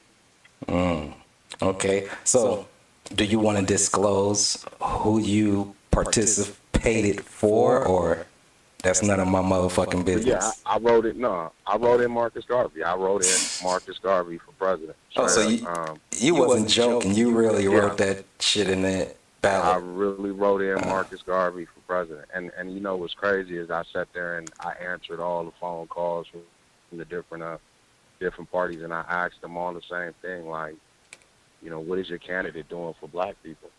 In all honesty, you know, I see I hear what you're saying. You know, we all smart enough to be able to do our research and see, you know, who did what 20 years ago, 30 years ago. You know, I have family members telling me that I should vote for you know, for Biden. But a lot of people forgot that Biden and Clinton created these laws that locked us up. Facts. You know, if Reagan was guilty of allowing crack to come into our communities, you know, Biden and Clinton was guilty of actually prosecuting us when we needed help. You know, and a lot of people are saying that now that they have a issue, you know, now that their kids is going through the same shit that we went through, all of a sudden, you know, the punishment of holding same amount of narcotics is going away. Now it's treatment again. No, that's a fact. So I can vote for either one of them. No, that's a fact. Now that narcotics or the pain pills, the methamphetamines, and those type of drugs are hitting them, now they want to act. And again, this isn't about black and white thing. This is about a reality thing. Is that now that it's hitting home, they're reacting and really being proactive to try to fight against that. But when it was our forefathers and me actually right there in the home, you know, the crack era, it wasn't shit but some commercials and a black t-shirt with some red writing on it that said, "Dare to keep kids off of drugs." That was it. That was it. Just say no. Right. How hard is that to do? It's not easy to say no. A lot of us grew up watching, you know, people close to us go through that epidemic, you know what I mean? So I don't believe there was a lesser of two evils. Like, how can you vote for evil, period? Facts. You know, how can you acknowledge evil and vote for it? So, and I think even bigger, bro, that's what kind of make, you know, me more so worried. Like, what kind of leaders are we going to have 20, 30 years from now when we hitting that retirement age? You know, where are our kids at now to prepare them to be leaders in the future? Because we see where we were at, you know, and the people that are stepping up in this generation, we know what they were groomed as because we were there. But the process of critical thinking and forgetfulness, you know, people being able to rewrite their histories. Now all of a sudden, the same nigga that stood up on the Congress floor and told them, "I don't care if you got a drug problem. I know you need help, but because there's a possibility that you could rob my mother, I'd rather lock you up than seek treatment." That's our president, you know. So if a man's heart 20 years ago didn't care about niggas, what makes you think he care about us now? You don't think? What I mean? You don't think people can change?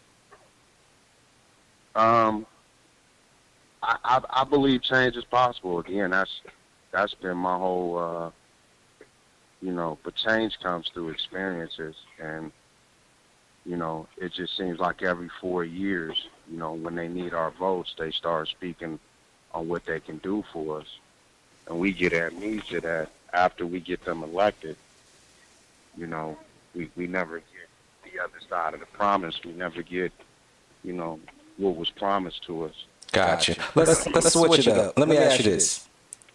Was there one polarizing moment that stood out in 2020 that you took notice of? The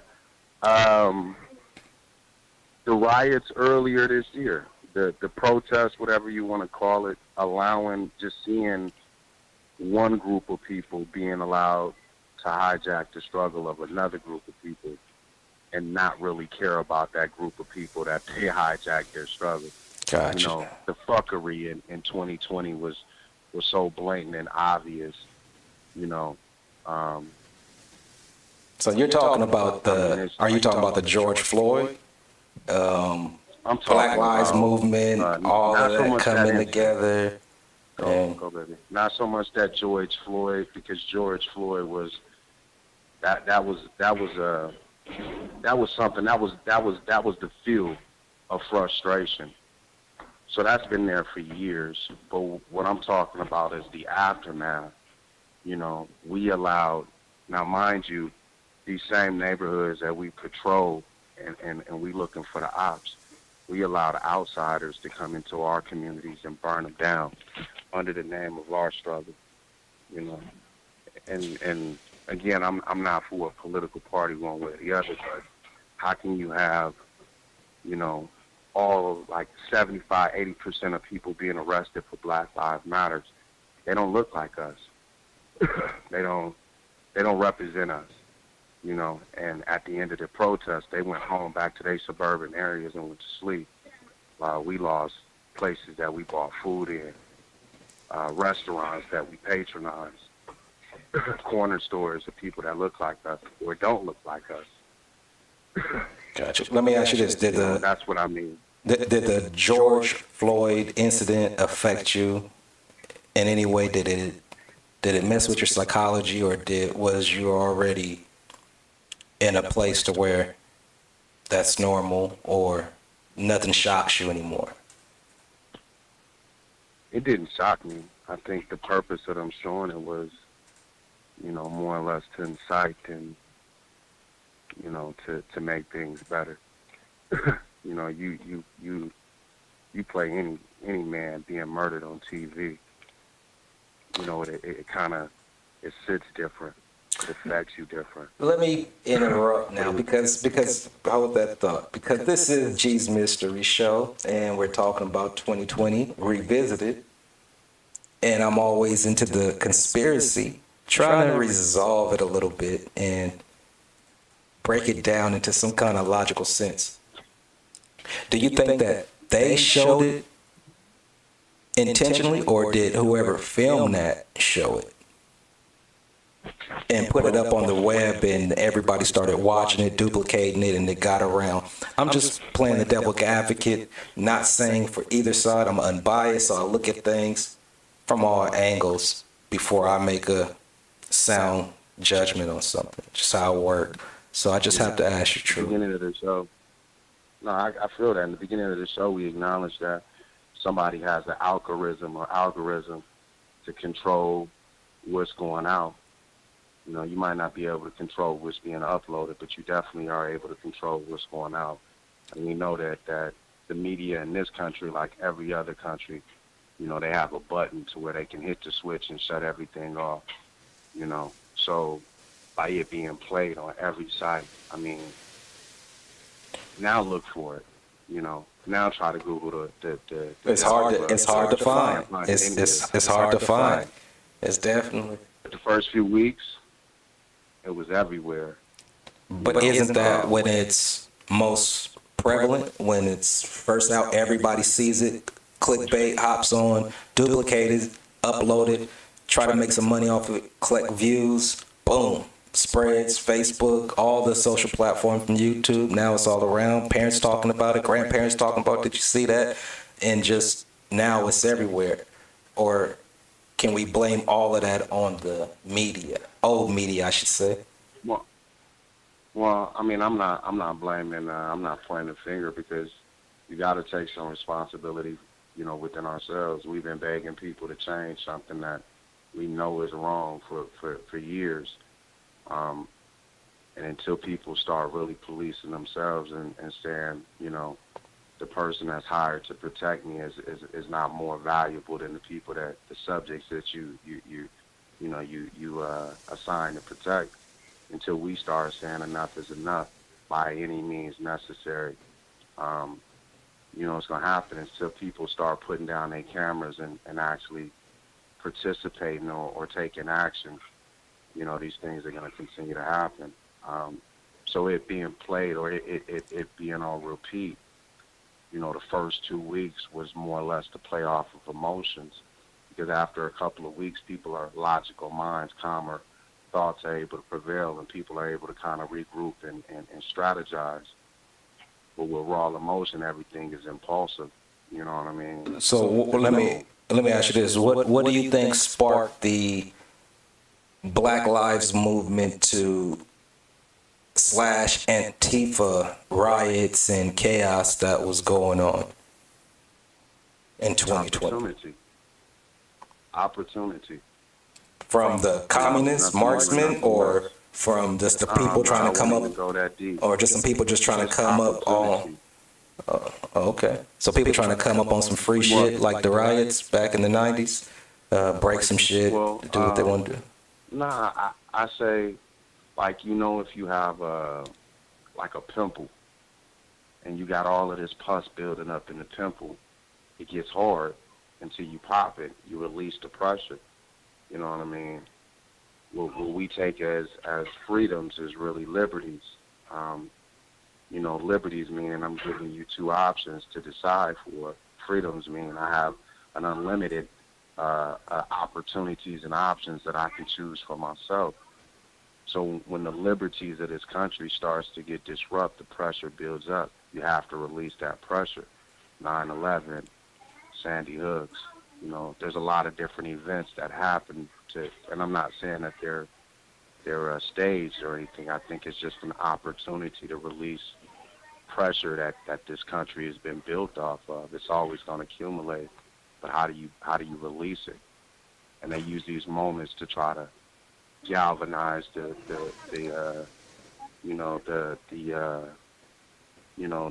patriotism of this country. In reality, it's redirecting or controlling your liberties. It's saying, okay, we allow y'all to march, but then shortly after, we're going to restrict something else.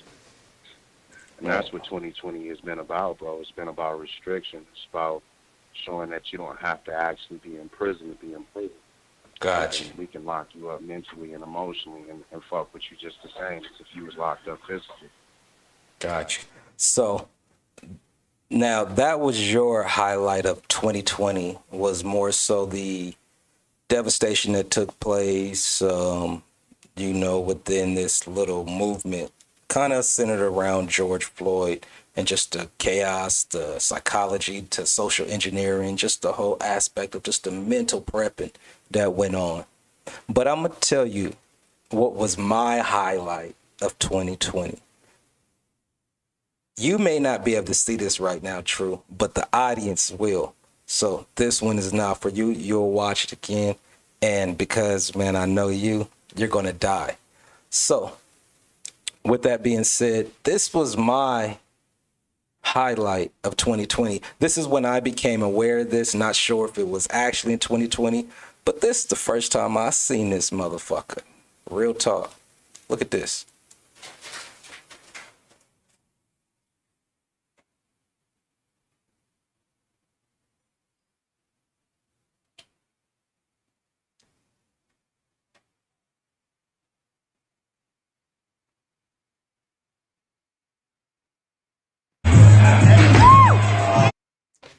All right, Tru. Now, I don't know if you heard that little clip, but what you heard was there was an incident you probably saw or not. There was a stripper on a pole. Probably the pole was almost like 50 feet in the air. And one stripper came down smooth, done her little doody-dotty, and then came down cool. Other stripper went too damn high trying to high side and did almost like a front flip cartwheel into a half split. And them knees got battered. And then she popped back up and started twerking and flipping like nothing happened. Bones probably shattered, shock probably going on. And it was some of the funniest shit. Have you seen that clip? Oh, man. You're definitely going to get it. This was the most funniest shit. Because now it's slow-mo time.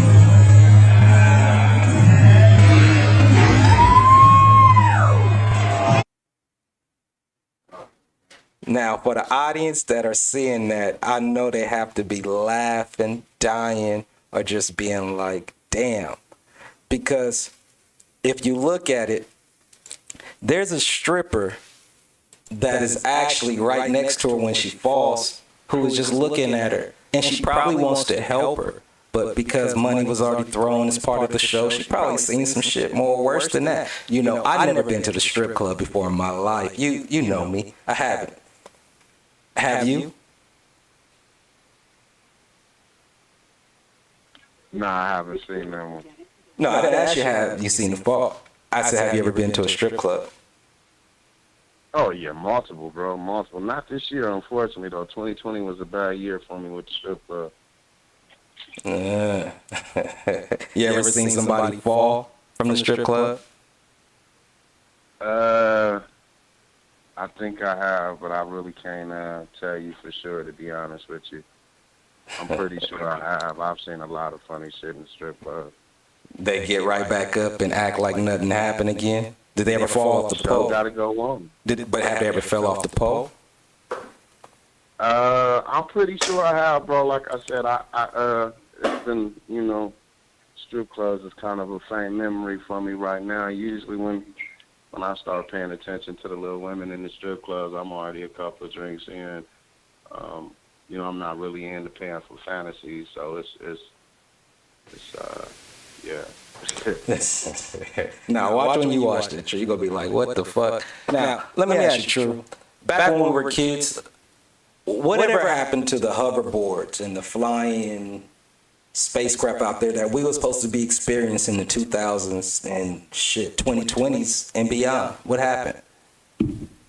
Nigga, shit, it never happened the way that it was in Back to the Future. Not at all. I mean, what jolted us? What gave us a block in the road? Was there an incident, or? Because I mean, it didn't happen with COVID, did it? Oops, did I say that? Nah. I said, please do not algorithm me, because they'll let me cuss, say all kind of shit. But once you say that, it's over. It's over. It's been, yeah. I think I think for some reason they never released it to the public. Like, everything that as far as technology, we both know that the shit that's being released is probably produced 50 years ago. You know what I mean? And for whatever reason, they have a timeline on how they release technology to the world. But maybe they don't release it really fully. Maybe they just release like the light version. They never ever give you the actual 100% full, ready to go, fuck a gun. You can just think the thought and the person zap the fuck out of here. They just giving you virtual reality right now, letting you look at the shit and just saying, oh wow, that looks cool.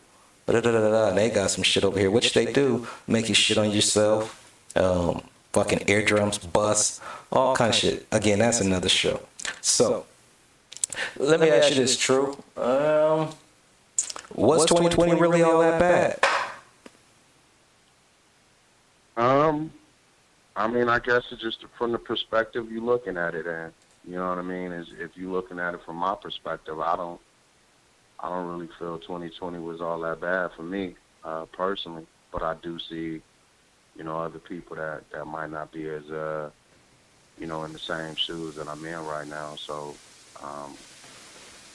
2020 allowed me to spend a lot more time with my kids than what I probably have any other year. You know what I mean?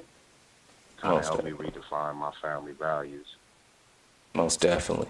Now, we got about 20 more minutes left in the show.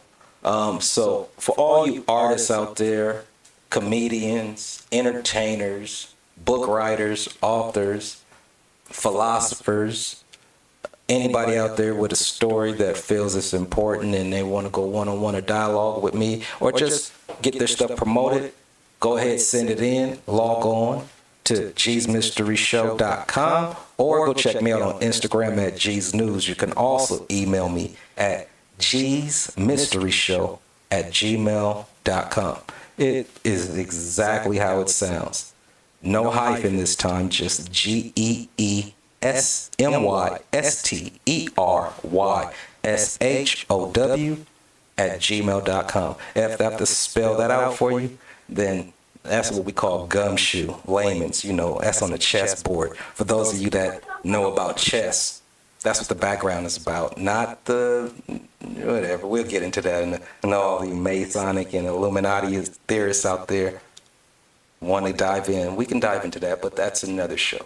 Now, Tru, I have to ask you, man, and before we go take this break, there was a song that you made back after an incident we had. I'm not sure the year. It was called The Truth. Do you recall? Yeah, I do. Okay. What was that song about? That song, that That was a little issue we got into in Diamond Bar. We was performing at a little club, and yeah. You don't have to give the location exactly. You no, know, we ain't. It was in Diamond Bar, nigga. Let's get the location. Yeah. No, it got sticky though. That's one of those locations. We did a show in a place that we probably shouldn't have did a show at, and it turned real serious real quick. Got you. And so, of course, you know, we got the mystery pound over here. You know, 5, he was actually in that event. You was in that event. But one thing I have to ask you, man, because you made a song about it. And because you made a song about it, you said a lot of names in there. A lot of names. What happened to my name? Hey, you it was actually a good thing that you wasn't in that song. I mean, that you stood solid on that one, bro. Like, you know, actually, everybody mentioned in that song either didn't fare too well. Look, no, hold on. But I know where you put my name at, and I think you did it covertly. You see, there's a part in there where you say "Holy War," right? Yeah. You remember that? Yeah, I did. And I always said, how come this motherfucker didn't just say jihad?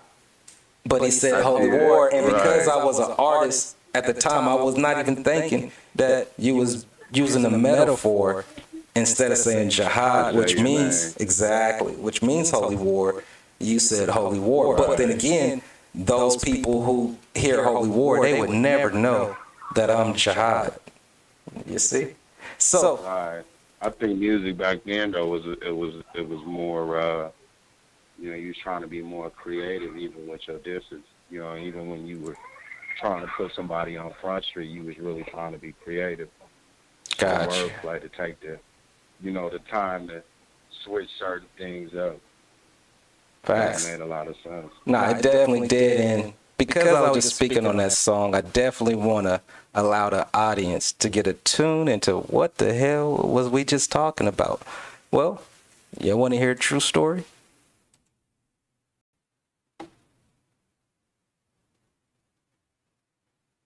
West, nigga. Don Morocco, keep it West, nigga. Keep it West Radio.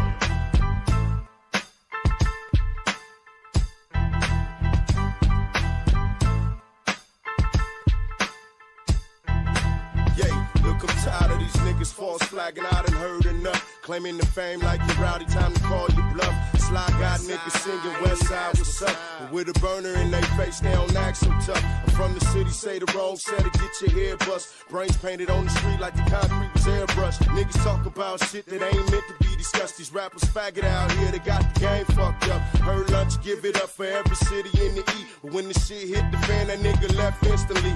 First impression, the pussy nigga mean bitch to me. Talk all the killer shit you want, but it ain't no convincing me. Told props, it's a woe, you better be careful who you trust. Hope you separate the real from the fake when you got rushed. BD said it best, any nigga can get touched. Cause with a barrel to your neck, that vest don't mean much. This is for the bitch niggas. See, I ain't worth my time, cause y'all straight out of line. And this is for them fake killers. So, homie, get your shit together, cause I'm down for whatever. This nigga, you a studio gangster. So, nigga, what up? Now I'm calling your bluff. You ain't shit but a wannabe banger. You ain't from no hood, so quit acting like it's all good. Yeah, I can see off top that we cut from a different cloth. Don't saw too many G's for to let you bitch niggas off. Rick told me go hard, it's a contact sport. Pistol whip a nigga nowadays, he show up in coat. Look at you standing at the station filling out police reports. Then get mad when they drop the charges, simple as so. Can't believe these snail niggas really wanna throw soul. Told your son daddy died, but the murder ain't your fault. Called the house, death is coming, nigga, get your dessert. What you prefer, rest in peace on the hat or a t-shirt. Name that little nigga nutty, fuck around and get hurt. Call his ass staff mark, cause he know putting in work. Put a flag on the city, nigga, the empire's mind was banging bitch before they changed the code to 909. Anybody can get hit, get caught in the crossfire. And a bull tell her one more time, what this is for the bitch niggas. See, I ain't worth my time, cause y'all straight out of line. And this is for them fake killers. So, homie, get your shit together, cause I'm down for whatever. This nigga, you a studio gangster. So, nigga, what up? Now I'm calling your bluff. You ain't shit, but I wanna be banger. You ain't from no hood, so quit acting like it's all good. Homie, I fuck with Malachi G for G. I connected with that nigga like from B to C. You got a problem with the homie Jinx, you beefing with me. And ain't no questions in the streets, dog, I'm eating whiskey. Bad luck, 5 and tie buff from CPT. K9, Holy Roll, my nigga New York P. What it do, J Joker, reppin' HLE. And Lenny Blaze from Air Nation is the straight OG. Can't forget my nigga Merc, hollin' BSG. And Ann Diesel over there pushing GSG. Shouts out to Rick Smith for doing the cover for cheap. Can't forget Dollar Bill and Bo Steve from the Z's. When 40 Glock got signed, I was happy as fuck. A real nigga from the E that finally got picked up. And for the rest of you niggas, I'm throwing bullets for bucks. Hannibal, tell these fools what's up. And this is for the bitch niggas. See, I ain't worth my time, cause y'all straight out of line. And this is for them fake killers. So, homie, get your shit together, cause I'm down for whatever. This nigga, you a studio gangster. So, nigga, what up? Now I'm calling your bluff. You ain't shit, but I wanna be banger. You ain't from no hood, so quit acting like it's all good. Don Morocco.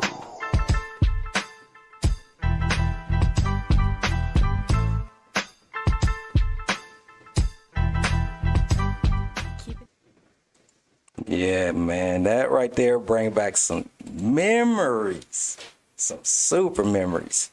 True, man. Oh man, what was that excitement like going on during that? Oh, you was mentioning there. He said 5. See, I would play it back, but 5 was mentioned in there. True, we have you on. You was mentioning there, correct? Yeah, trust me. You was mentioning there. Let me get him right back real quick, because I don't think that you really feel that you was acknowledged. That's how I was feeling. Like, how come this guy didn't acknowledge? 5 was in there. I said 5 with homeboy, 5 with Ty Bud. Yeah, I mentioned 5. You were in there. See, that's how people be feeling, man, because we lived in those times. And when we hear those songs, especially being older now, we be like, damn, man, we was there in them times. Like, what the fuck?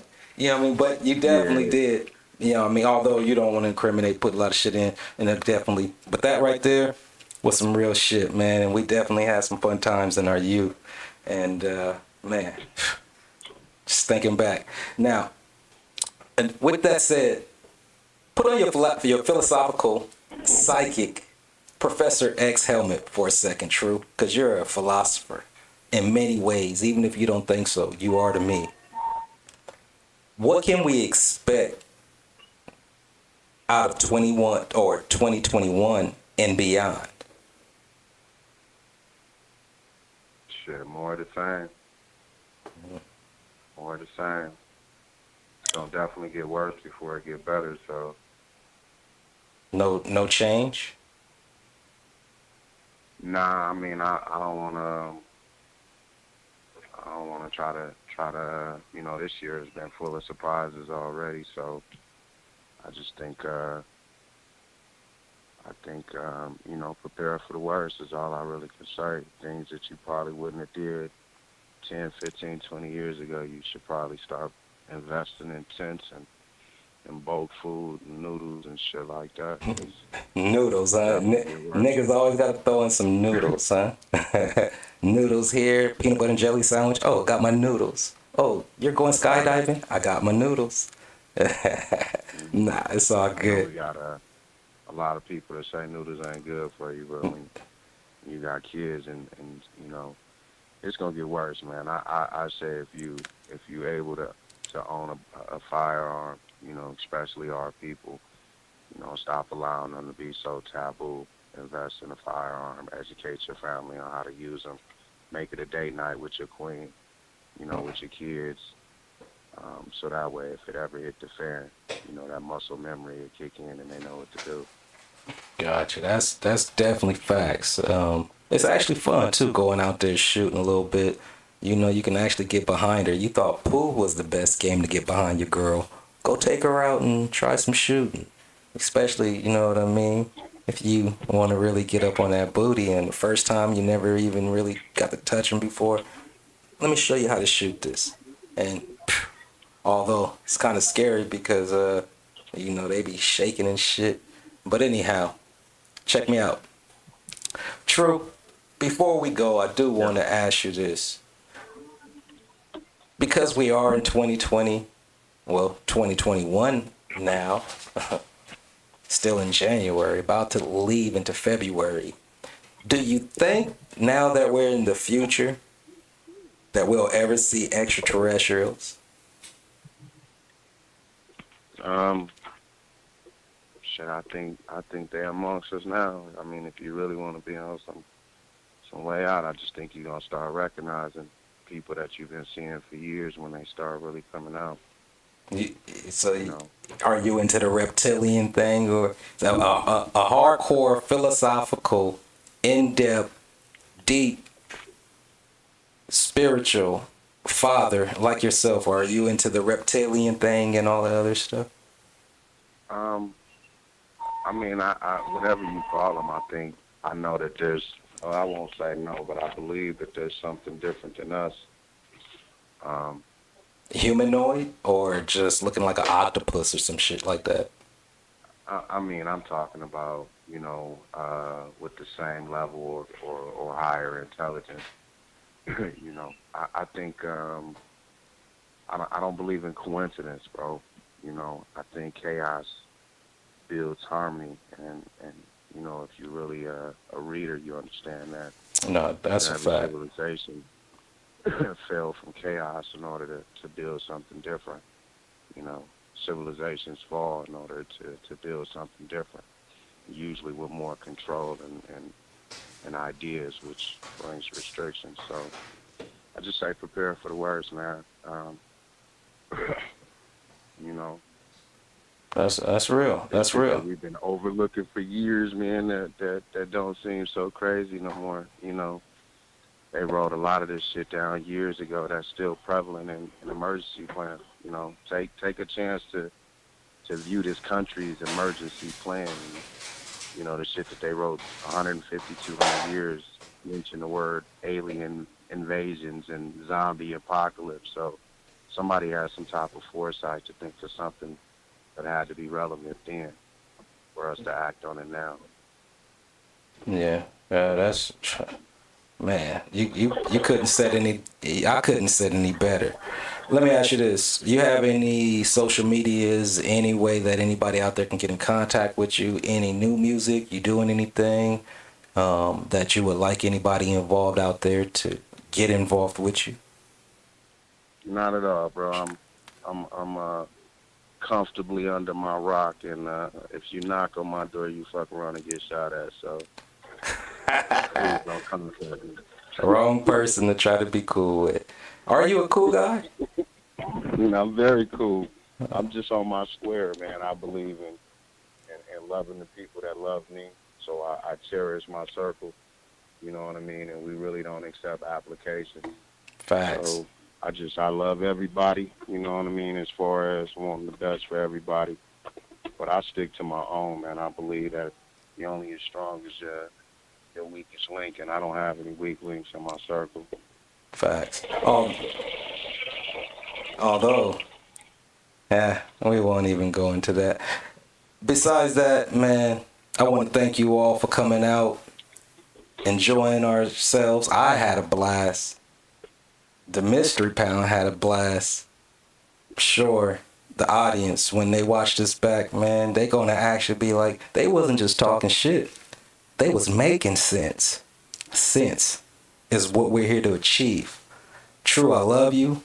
You are one of the best artists that I've ever heard, and live the raps that we're speaking, because I lived in the times to where I was able to bear that. And we definitely are still friends today.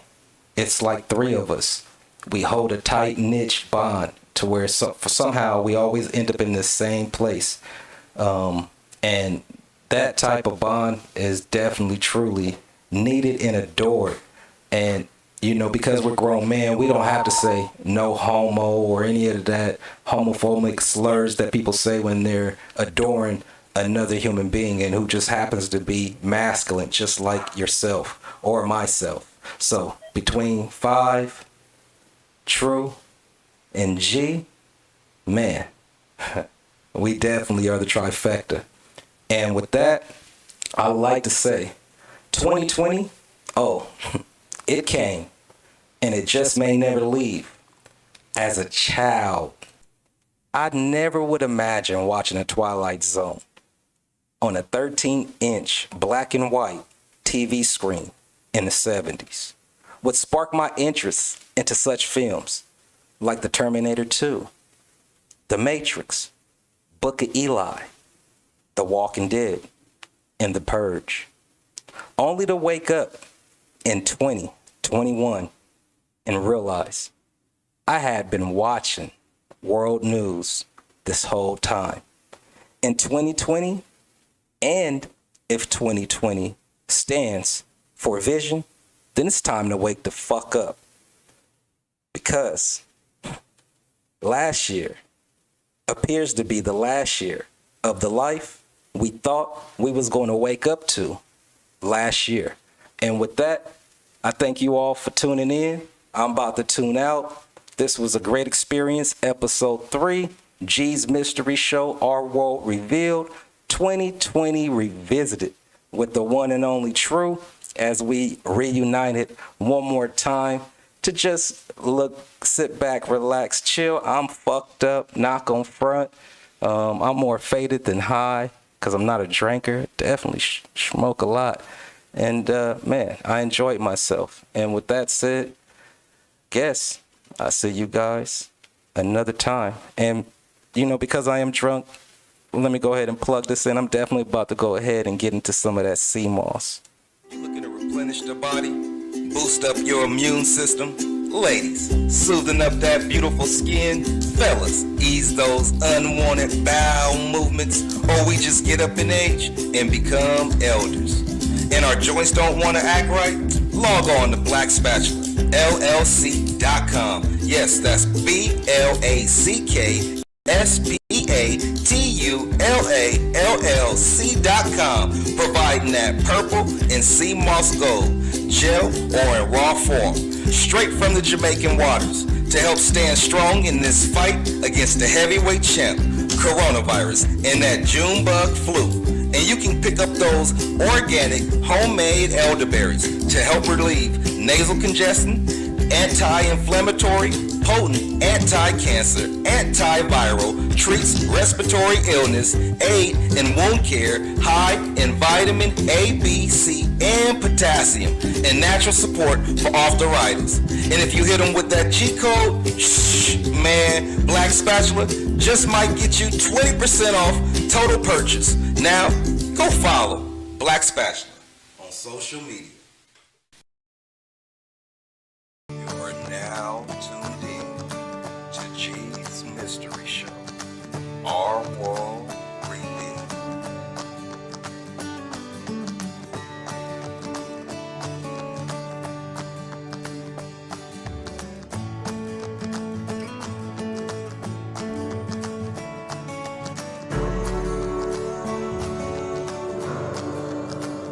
You are now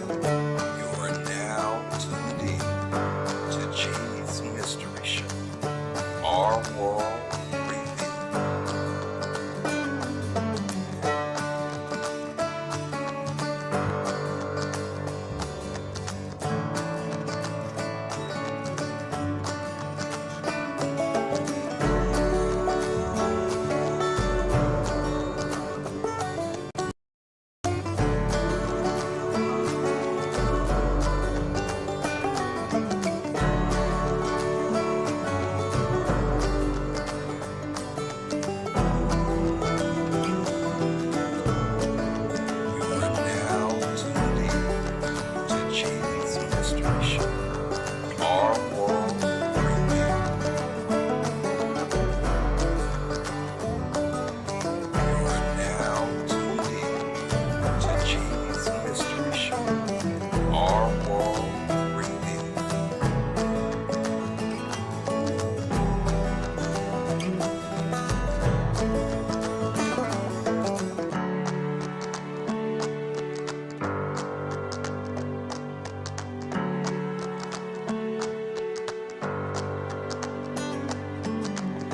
Now tuned in to Gee's Mystery Show. Our World